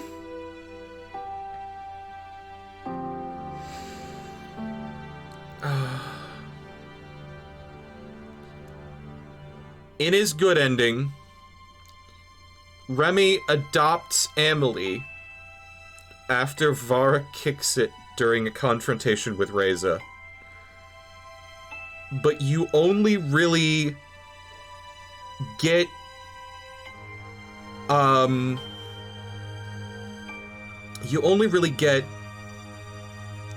to know that you only get that information after Remy's whole arc, where he always wanted to be a dad.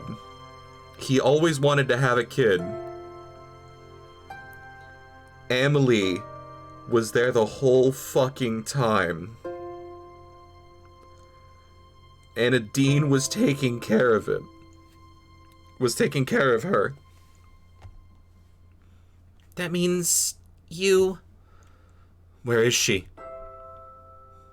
Don't worry, Remy. She's being taken care of in the orphanage. We can go there once this is over. No, I want to go there right now. I'm not so sure if that's a good idea.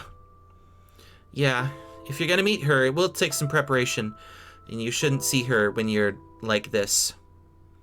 Besides, we should be focusing on Razor right now. Agreed.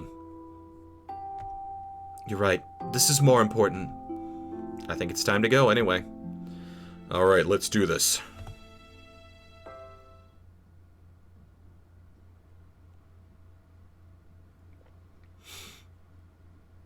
Soon we arrived at our destination and everyone chose their hiding places. It wasn't easy, especially since we didn't know where Reza would come from, but with a bit of scouting help from Adine, they all found suitable places eventually. I went inside, trying to remember the room the generator was in. Luckily, I had plenty of time, and when I found it, I packed it up in a cardboard box that was lying around, just as Reza had done so many times before. Then, I waited. Knowing of the various conversations we had in other timelines when we met here, I could think about what I was going to say and what his likely response would be. I also found it interesting that this time, I could be the one who was here first. After a while, I heard footsteps outside. As if on cue, I took the box with the generator and opened the door. Reza, you're here! You don't know how glad I am to see you. I've wanted to talk with you for so long. Where have you been all this time? You wouldn't believe me if I told you. But talking can wait. Now that you're here, we've got everything. Come on, help me with this and let's get out of here. Oh my fucking god! Oh! I love protagonist mirroring evil villains' exposition dump in order to trick them. Reza walked up to me and grabbed the other end of the box. Slowly, we made our way through the building. Can't wait to get out of this place. Gives me the creeps. How so? Ever since I arrived here, a lot of weird things have happened. I don't like it. What are you talking about? Something strange going on in this world. When I close my eyes, I see things. Things that never happened, and things that later turned out to be true. Do you know what I'm talking about? So you do. How's that possible? I don't know, Reza. I had my own reasons for coming here today. I knew now would be the best time to take the generator and leave through the portal. What about you? They aren't looking for you too, are they? No, they believe I'm on their side. Then what are you doing here? I had a feeling you'd be there. I figured it out just like you did. Can't wait for them to build us new generators. Considering they took the PDAs and generators back from you, it's more than fair that we take this as payment and be done with it. Wait a minute. What is it? Something's not right here. Suddenly, he let go of the box, making me put it down. He took a few steps back before he grabbed his gun and pointed it at me. Reza, what's wrong with you? How could you even know the time I was going to be here? Because of the fireworks. We both know they give us the perfect cover to do this now. No, that's not it. We've both been here before. I remember us carrying out the box together, and that time, you killed me with my own gun. Reza, what are you talking about? It's all coming back to me now. There's not a single time where you actually wanted to help me. That girl with the mask, where is she? Reza turned around just in time to see the administrator tackle him to the ground. I ran towards him, but in their scuffle, a few gunshots unloaded. The telltale hiss of the generator sounded through the hallway.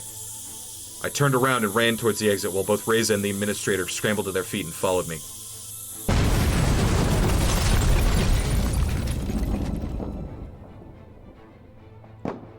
Deja fucking vu! When we were all outside, I was swept off my feet as the generator exploded. Recovering from the fall, I looked up, only to see Reza running towards a portal. Suddenly, Adine swooped in from behind and collided with Reza. He stumbled and fell to the ground while Adine regained her balance and ascended, attempting to circle to face him again. Reza stood up and raised his gun at her when Maverick suddenly pounced out of nowhere and pinned him to the ground. Bryce was running towards him when Maverick looked at Reza, growling. Don't kill him, Maverick! And why not? After what he's done to you, you're not letting him off the hook that easily, are you? Let me cuff him. Go ahead. When I arrived, Reza was already secured and ready to go. He spotted me, his face contorting with anger. How could you do this to me? To everyone! You have no idea what I had to do to get here, To get this close to bring the generator home, and to our people. If you would only help me instead of them, we could have done it too. Where were you when that bastard of a dragon bit me? When I couldn't do anything but lie around in pain the whole day with a festering wound, huh? When I waited for you at the portal a week ago, ready to leave with parts I stole to repair it. When I shot my gun a few times, hoping you'd hear it so we could escape together. I risked everything when I waited for you. Maverick nearly got me that time too. I could have left without you if I wanted. I had everything I needed, but I didn't want to just leave you behind. Should I shut him up? No, let him talk. You said we could do anything, that together we could save humanity. All this teleportation's messing with our head. Don't you remember our plan? I never forgot about our plan, Reza. I just wanted the dragons to be part of it too. What are you gonna do now, huh? You'll see. Humanity's gonna be fine, and so are you. Take him away, Bryce. I just want to know one more thing. Who really sabotaged the portal? That was me. I know it was Reza who was stealing the generators, so the least I could do was prevent him from sending them to humanity and escaping through the portal. As long as it didn't run, he could never completely get away from us. Say it. You were right about nearly everything, Maverick. Not just about Salsa. Just not about Salsa. Still, it took an extraordinary amount of bravery and courage to do what you did. Who knows how all this would have turned out if it wasn't for you. It feels so strange to me now. It's like I just had to follow Reza. That even I knew where to go and where I would find him. I followed my intuition, but the longer I kept pursuing him, the more I thought I was going crazy and that it might then mean my end if I decided to go down this path. Maybe that wasn't just your intuition. Come on. Do you want to help me show Reza his new cell? It would be my pleasure. Just as they went off with Reza, I saw Remy and Lorm approaching. Izumi was leaning against Remy while they walked up to us together, her overalls bearing a large red stain in the center. She needs help fast. I tried to give her some first aid, but I don't think it did much. Based on those wounds, I'm not sure if anyone can help her now. She's right. I won't be alone much longer. And there are still things I need to tell and show you, Salsa. Maybe I could carry you. No, we have to go alone. Alright, can you all wait for me here? Sure. Please, just don't start arguing again. There would be no point now that we'd stopped Reza. It's all good. She actually managed to convince Maverick not to kill him. Ex-boyfriend, and he still listens to me. Isn't that funny? I could tell you about Emily while we wait. That would be lovely.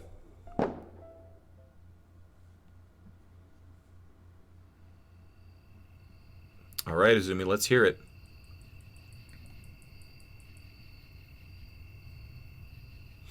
Izumi led the way as we walked through unfamiliar territory. Maybe I should start by telling you that I haven't been exactly truthful with you. Whatever it is, I'm sure it's fine. Still, now that we are here, I think I should tell you everything.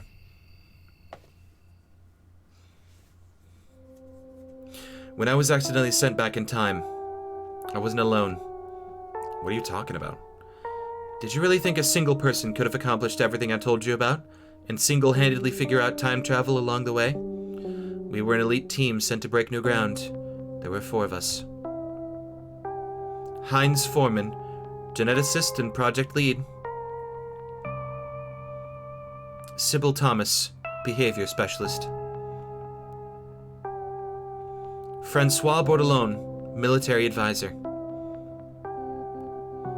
And lastly me, Otomo Izumi, engineer and maintenance crew.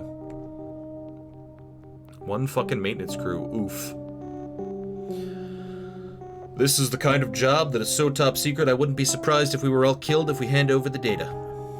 Good thing we're not expendable, huh? You think they're going to send us in the middle of nowhere without seeing us as expendable? People, please. First of all, you were briefed about this, so you should already know what your duties will be. I'm sure all of you are well qualified to perform as expected, but let's get to what this project is really about. Does anyone want to make a guess? Since I'm here, I can only mean something with military applications. Good guess. Miss Thomas? Does it have anything to do with PTSD, perchance? Not quite. How about you, Miss Otomo? I have no idea. Just get to the point, please. Let me sum this in one sentence. Intelligent, trainable bioweapons is low-cost alternative to mechanized weaponry in developing countries. Interesting. Very interesting. Now, this conundrum we find ourselves in might actually work out in our favor. Since we are outside of any jurisdiction now, that means we can do whatever we want during this little project of ours. Just think of the opportunities. Oh shit, they made the dragons, didn't they? We've been told this literally every single timeline. Yes, they made the dragons. We only got told by Izumi that she made the dragons. But I'm assuming since Heinz is the geneticist, he technically made the dragons. He was the one who actually made everything. But Izumi would have made the technology, and Francois would have designed the dragons. So, group project. You intend to utilize human DNA in this project, don't you? I thought they would do that anyway, to pay off whatever country we could find ourselves in. And pay off whatever country we find ourselves in. Yes, but now we won't even have to do that anymore. It'll take a while to repair all the damage and reestablish communications with the company. Until then, we're kind of stuck here. Who says we need to wait until then? I don't know. I don't think they'd like it if we just went ahead with the project before they even know what happened to us. Sometimes it's better to ask forgiveness than permission. That's how you end up in jail.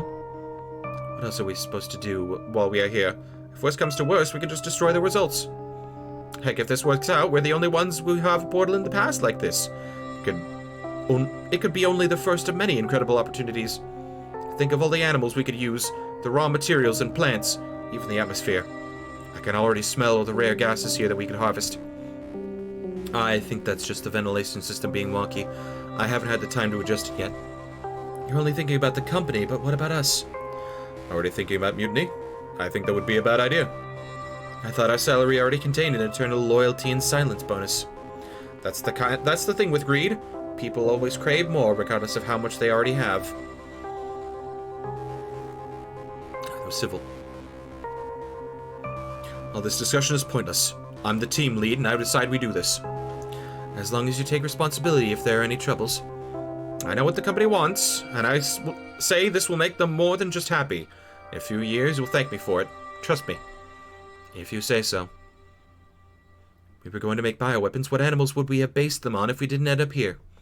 The great thing is, we don't have to choose. We already have technology that does all that work for us. We just need to provide the samples, and based on our criteria, we get a customized genome that fits our purpose as best as possible. And you want to give them human intelligence? Why wouldn't we give them as much intelligence as we can? Sentience. That they use against you. If they can think too advanced, too abstract, don't you think they might start to have independent thoughts? How are you going to control them? That's what Mrs. Thomas and Mrs. Bordelone are here for. Mr. Bordelone are here for. With the right training, it shouldn't be an issue. Besides, you know that most human soldiers are obedient, right? I suppose so. How do we know this is going to work with dinosaur DNA as well? We'll find out soon enough. Should we? That's not a question we ask at this company. You should know that by now. Has this man watched a single movie involving robots in the future? Probably not. Have you ever seen Jurassic Park? Oh, another great humans play God story. And a more relevant one considering the dinosaur DNA. If you want to see Jurassic Park, you only need to open that door. You'll soon find out that all your concerns are unfounded, and I'll show you why. But first, let me talk about abilities. Now that we have a whole new world of potential samples, we should be able to find even better alternatives to what we had been planning. What abilities would those be? Flight, armor, fire, to name a few. All at once? That sounds an awful lot like dragons. Dragons are scary, aren't they? This could even be a psychological component. To be fair, getting all of those into the same species could be complicated. You think you can do something nature couldn't? Read any Michael Crichton novels? We just mentioned Jurassic Park! We just mentioned Jurassic Park! That's why we're here. What animal is the fire ability based on? The bombardier beetle. We're going to make the mechanism safer and easier to control, though. Alright, so we're going to combine animal strength with higher cognitive abilities. But how are you going to prevent others from stealing the genome? Backyard breeders could be a problem. A very good question. There are a number of safeguards we're going to introduce to prevent any unauthorized copying of our product. Firstly, there is the genome itself. Raising these creatures from infancy to a point where they become usable for their purpose will take some time. Since we're going to do this ourselves, we have a unique blend of hormones to make them reach this stage fairly quickly. Almost like they have a childhood. Making them grow up naturally is something that will take so much time and resources as to become unviable by anyone who would want to go that route. With us, they can be combat ready in months instead of years. Secondly, all creatures will be equipped with a brain implant. Not only will this give them a variety of advantages, but it's another safeguard against copying as well. Without the chip, they will either become uncontrollable or die. Like a degenerative brain disease. Oh, that answers some questions, alright. Even if the genome is stolen, that won't be worth anything without the chip. That's genius. I know. Couldn't someone hack or reverse engineer the chip and manufacture it themselves? I doubt it. They're intended to be sold in low technology areas. Even if they can reverse engineer the chip, they don't have the facilities to mass manufacture them. Otherwise, they'd just be using combat robots like everyone else. You want to modify their behavior with technology? Being dependent on a chip sounds dangerous. What if it fails? Don't worry about that. Lastly, there is the training. Training any living being, no matter if human or not, takes time and money. Not only do we have an automated training program, we can also use the implant to accelerate this process. What about direct transference of knowledge into the creature's brains via the implant? That technology is still in its infancy. If you want to get this product out and into the market as soon as possible, we need a solution that works right now. Fair enough. It will give the user full control as well. The creatures will be able to learn from experience, but undesirable memories can be wiped easily. Sounds like you have it all figured out already. The company has been working on this project for a long time, and now it's up to us to make it reach its natural conclusion. And what would that be? Our product is a creature, the chip, and the training, all in one complete package. Take away just one of these three components, and the product won't work as intended. We deliver them ready to be used in combat from the moment they arrive at the customer's doorstep. I still think we should wait before you rush into using animals that we hardly know anything about. Your opinion has been noted, Miss Otomo, but it won't carry much weight. Despite my objections, the experiments under Heinz Foreman went full steam ahead. Using the genetic material of many prehistoric reptiles, a variety of species were designed. We started our tests with the one that enjoyed the most combat-related improvements, measuring their viability and the effects of our safeguards. Soon, the first proto-dragons were born. One was to be raised as naturally as possible. Another was going to receive the hormones for accelerated growth, while the third one was to be trained via the automated learning program. The last one was to receive all of the safeguards at once. They were all identical clones. Caring for him was a task which ultimately fell on all of us, in addition to our usual duties. For now, the artificial domestication process on the genome made sure they would be controllable and obedient, even without the implant or training. We were already being recognized as packmates and parents by them. While I knew about the added intelligence, I soon had to realize just how far they had gone. It was when the first of them started talking. At that moment, I knew they would never be free, never be happy. They would only ever live a life as servitude, or be used as weapons. They were given sapience only to face a future of enslavement. I know that the company would expertly maneuver around the legal system and make it possible. As I had worked my way up with the ranks within the company, I had become increasingly disillusioned by the many despicable acts and projects I witnessed. But now I was at a breaking point, ready to blow the whistle on everything I knew about them. While the experiments continued, they relied on me to repair the portal and return to our time, and I could only buy so much time while I figured out how to proceed. I knew that as soon as contact was reestablished, I wouldn't be able to stop the project anymore.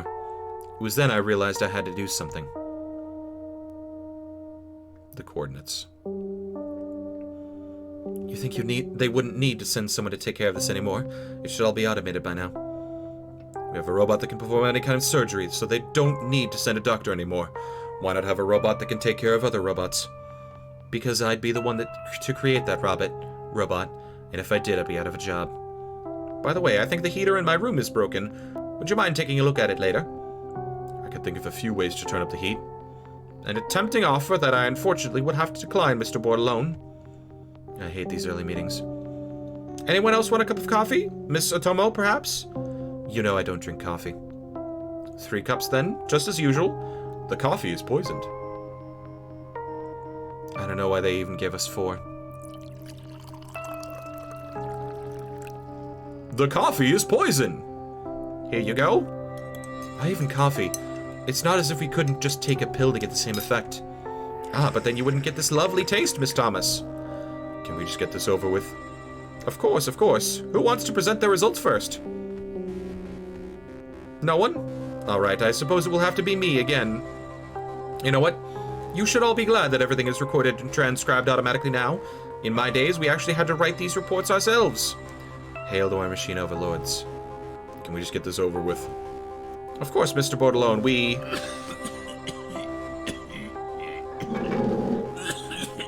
Suddenly, Heinz started coughing. When his fit didn't stop after a few... Heinz started coughing. When his fit didn't stop after a few seconds, all of us stood up and Francois went over to him. Heinz keeled over, his eyes opening widely into an unfocused stare. He stopped moving a bit before a bit of foam appeared at his mouth. He needs his injector. There should be one in... He needs his injector. There should be one in the drawer over there. Quickly, I went to the drawer, grabbed something, and ran up to Sybil. Grabbed something! Hammer! That's not it, you stupid... Oh, knife. Before she could finish her sentence, I drove the scalpel into her neck. She collapsed immediately as blood gushed out of the wound, staining the floor red. She screamed, and Francois turned over to see me still holding the scalpel, while the bleeding Sybil lay on the ground next to me.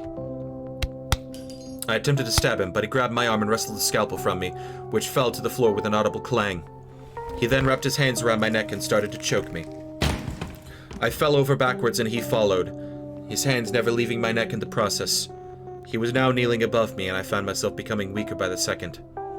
I made peace with the idea that I was going to die. I didn't know what would happen afterwards, to the dragons, to Earth, to everyone, but at least I could say that I tried.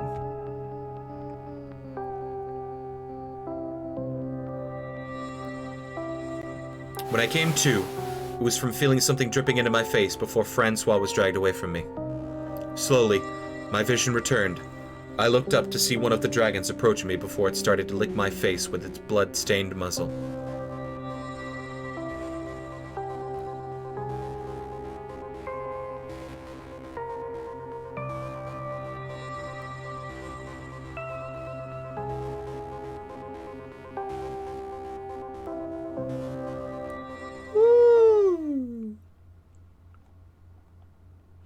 The other designated design species were made, and after making some adjustments to the learning program, it taught them what I wanted them to know. I founded the first village, and they grew up quickly, knowing only me as their leader. By the time I left, they didn't even need me anymore. They had become completely self-sufficient.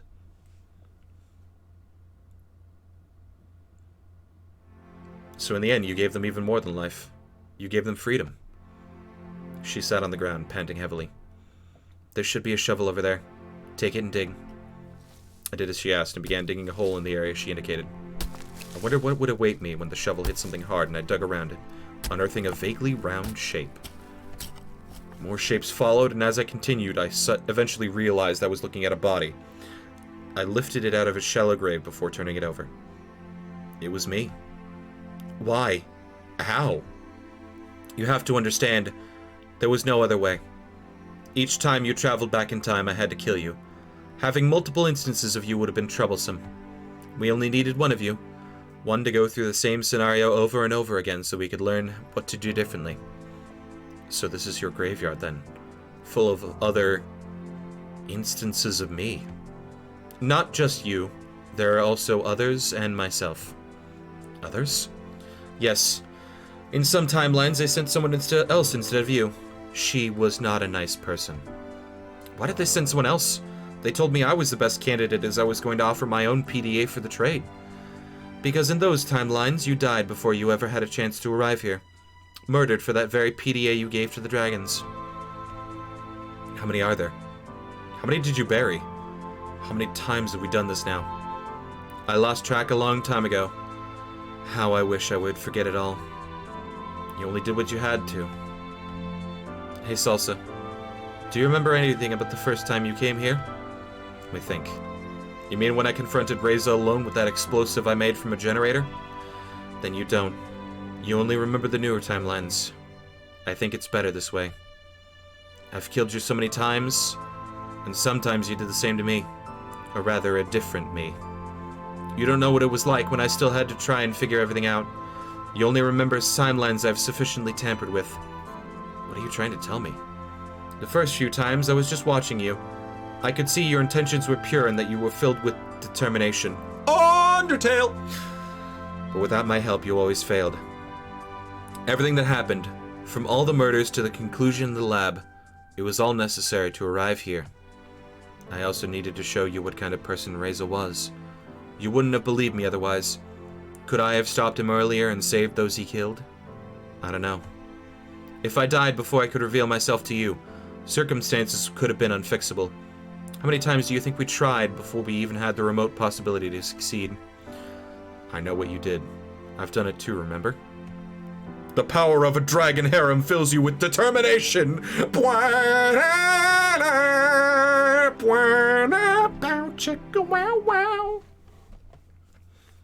If you didn't step up to the position back then, we probably still would have to figure out a few things. Sometimes I don't quite know myself why I had to do the things you told me to. If we didn't lure Maverick to the portal during my first day, the confrontation that sets off this whole chain of events wouldn't even happen. Your meeting with Reza had to be interrupted. Otherwise, he would have told you about his plan that night. And from the ensuing talk, there would have been only two options. Either you would have joined him to save humanity while leaving this world to die, or you would have opposed him, in which case he did not hesitate to shoot you then and there. We had to do a lot of things to make this happen, didn't we? All those other timelines just to succeed in this one. The others might have failed, but we still learned something from every little mistake we made. That's how we could arrive here. What will you do now? With the generator gone, we won't be able to stop the comet. Maybe we don't need to. What are you talking about? Back home, there are plenty of empty buildings. If the dragons took their generators and technology with them, we could revive all the infrastructure. The hospitals, schools, everything. They could make humanity an offer they won't be able to refuse. You want to relocate them? Do you even have any idea how many dragons live here? Sure, they may have never settled on another continent, but we are still talking about millions here. Even if they won't accept them, they will have safe passage to set up a new city. I don't think it will come to that, though. We have plenty of dead infrastructure and room to fill. It could be the very first city of its kind, with dragons and humans living together. Besides, if we can't stop the comet, this is about as good as it's gonna get. I know you won't settle for anything less. If this is the only way, then I won't object to this outcome. The thought of humans and dragons living together is one that I think bears a lot of potential. Maybe from the ashes of both civilizations, something new and greater can be created. You don't realize the weight that's been on my shoulders from all the things I had to do to make this work. Now that we're here, I don't think I could continue this existence with these memories in my mind. Now that we've saved them, I can finally rest. Maybe I have to apologize. You were right to want to save humanity too, when both me and Reza only cared for one civilization. You never settled for one. You wanted to save everyone. I guess I was so blinded by wanting to preserve my creation that I refused to see anything else. I'm glad you saw this through to the end. You never stopped believing. If it wasn't for you, I could have never done this. And now it's on you to make it work. A city of dragons and humans. I'll try to do my best. I believe you will. Then I can die happy, knowing that they will be safe and can look to a brighter future. No, you can't just die now. How am I supposed to do this without you? Don't be sad for me. I wouldn't have it any other way.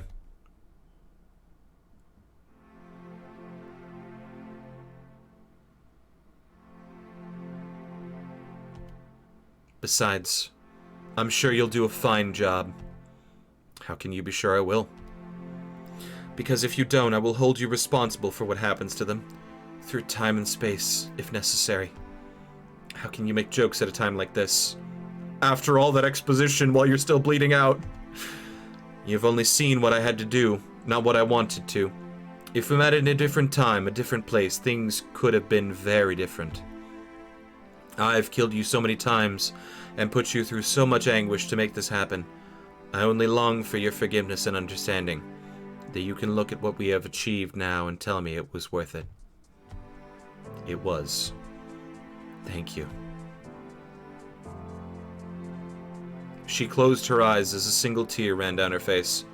I moved to wipe it from her, and I can already feel the warmth draining from Izumi's body. She was dead.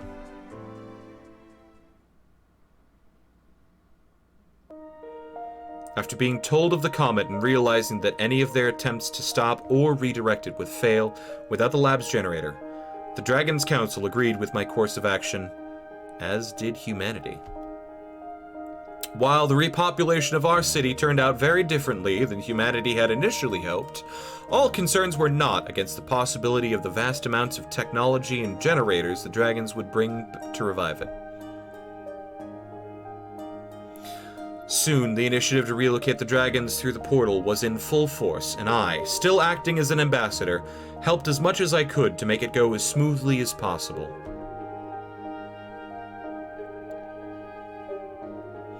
After a few weeks, we had done it, and as the last of the dragons from even the furthest regions had arrived at the other side, the time for me had come to walk through the portal for the very last time. I looked back to their village and saw all the abandoned buildings, doomed to be destroyed when the comet would hit soon. As I walked up to the platform and waited for the portal to do its starting routine, I thought about what would happen now and what would come of this collaboration between humans and dragons. I was sure there was a lot of work to be done, especially if I considered the state of the rest of the world, but maybe our city could be a bastion of Earth. Not as the last one remaining, but rather as the first of its kind, and from it, maybe we'd be able to grow and spread our influence. Maybe, together, we can rebuild.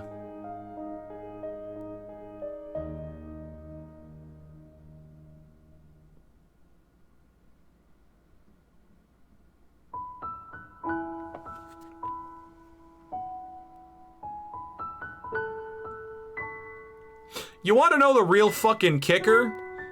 That's not even the truest true ending. If the dragons have human DNA, does that mean they can have kids with humans? The dragons can't have kids with each other. No. You share 60% of your DNA with a banana.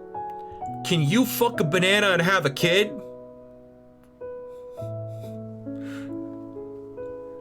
You share 98% of your DNA with our closest relative, monkeys. You wanna fuck a monkey?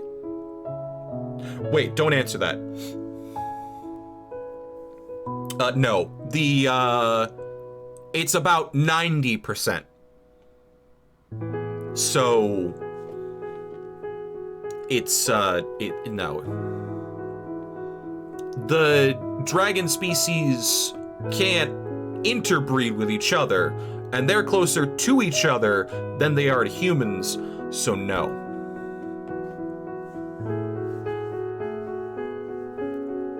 That's like saying, foxes and the domestic dog can have kids together. Sure, they're canines, but like, no. Anyway, I think I'm gonna squeak it in just after, just before the supposed internet cutoff date.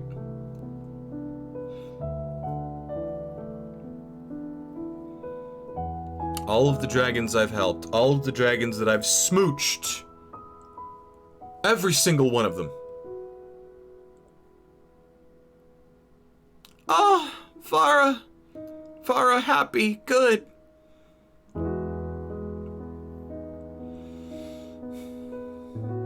But yeah, there is a supposed even better ending, but I have to do the true ending again, but also input a password that I have no way of knowing on a computer, and then do the whole damn thing over again. And no, it's not Remy's computer. It's actually, oh crap, what is it?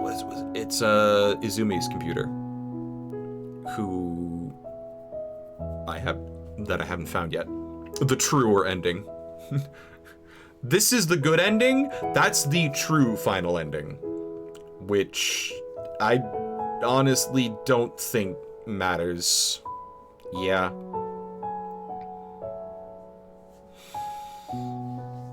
To all the dragons I've loved and lost, better than never having loved at all.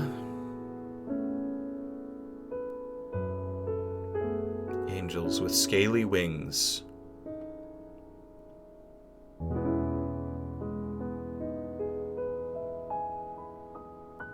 Adin's goggles, Bryce's police necklace, Remy's tie, or Adin's goggles, Anna's goggles, and not Ipsum's, not Lorem, but Ipsum's orb. Thank you for playing.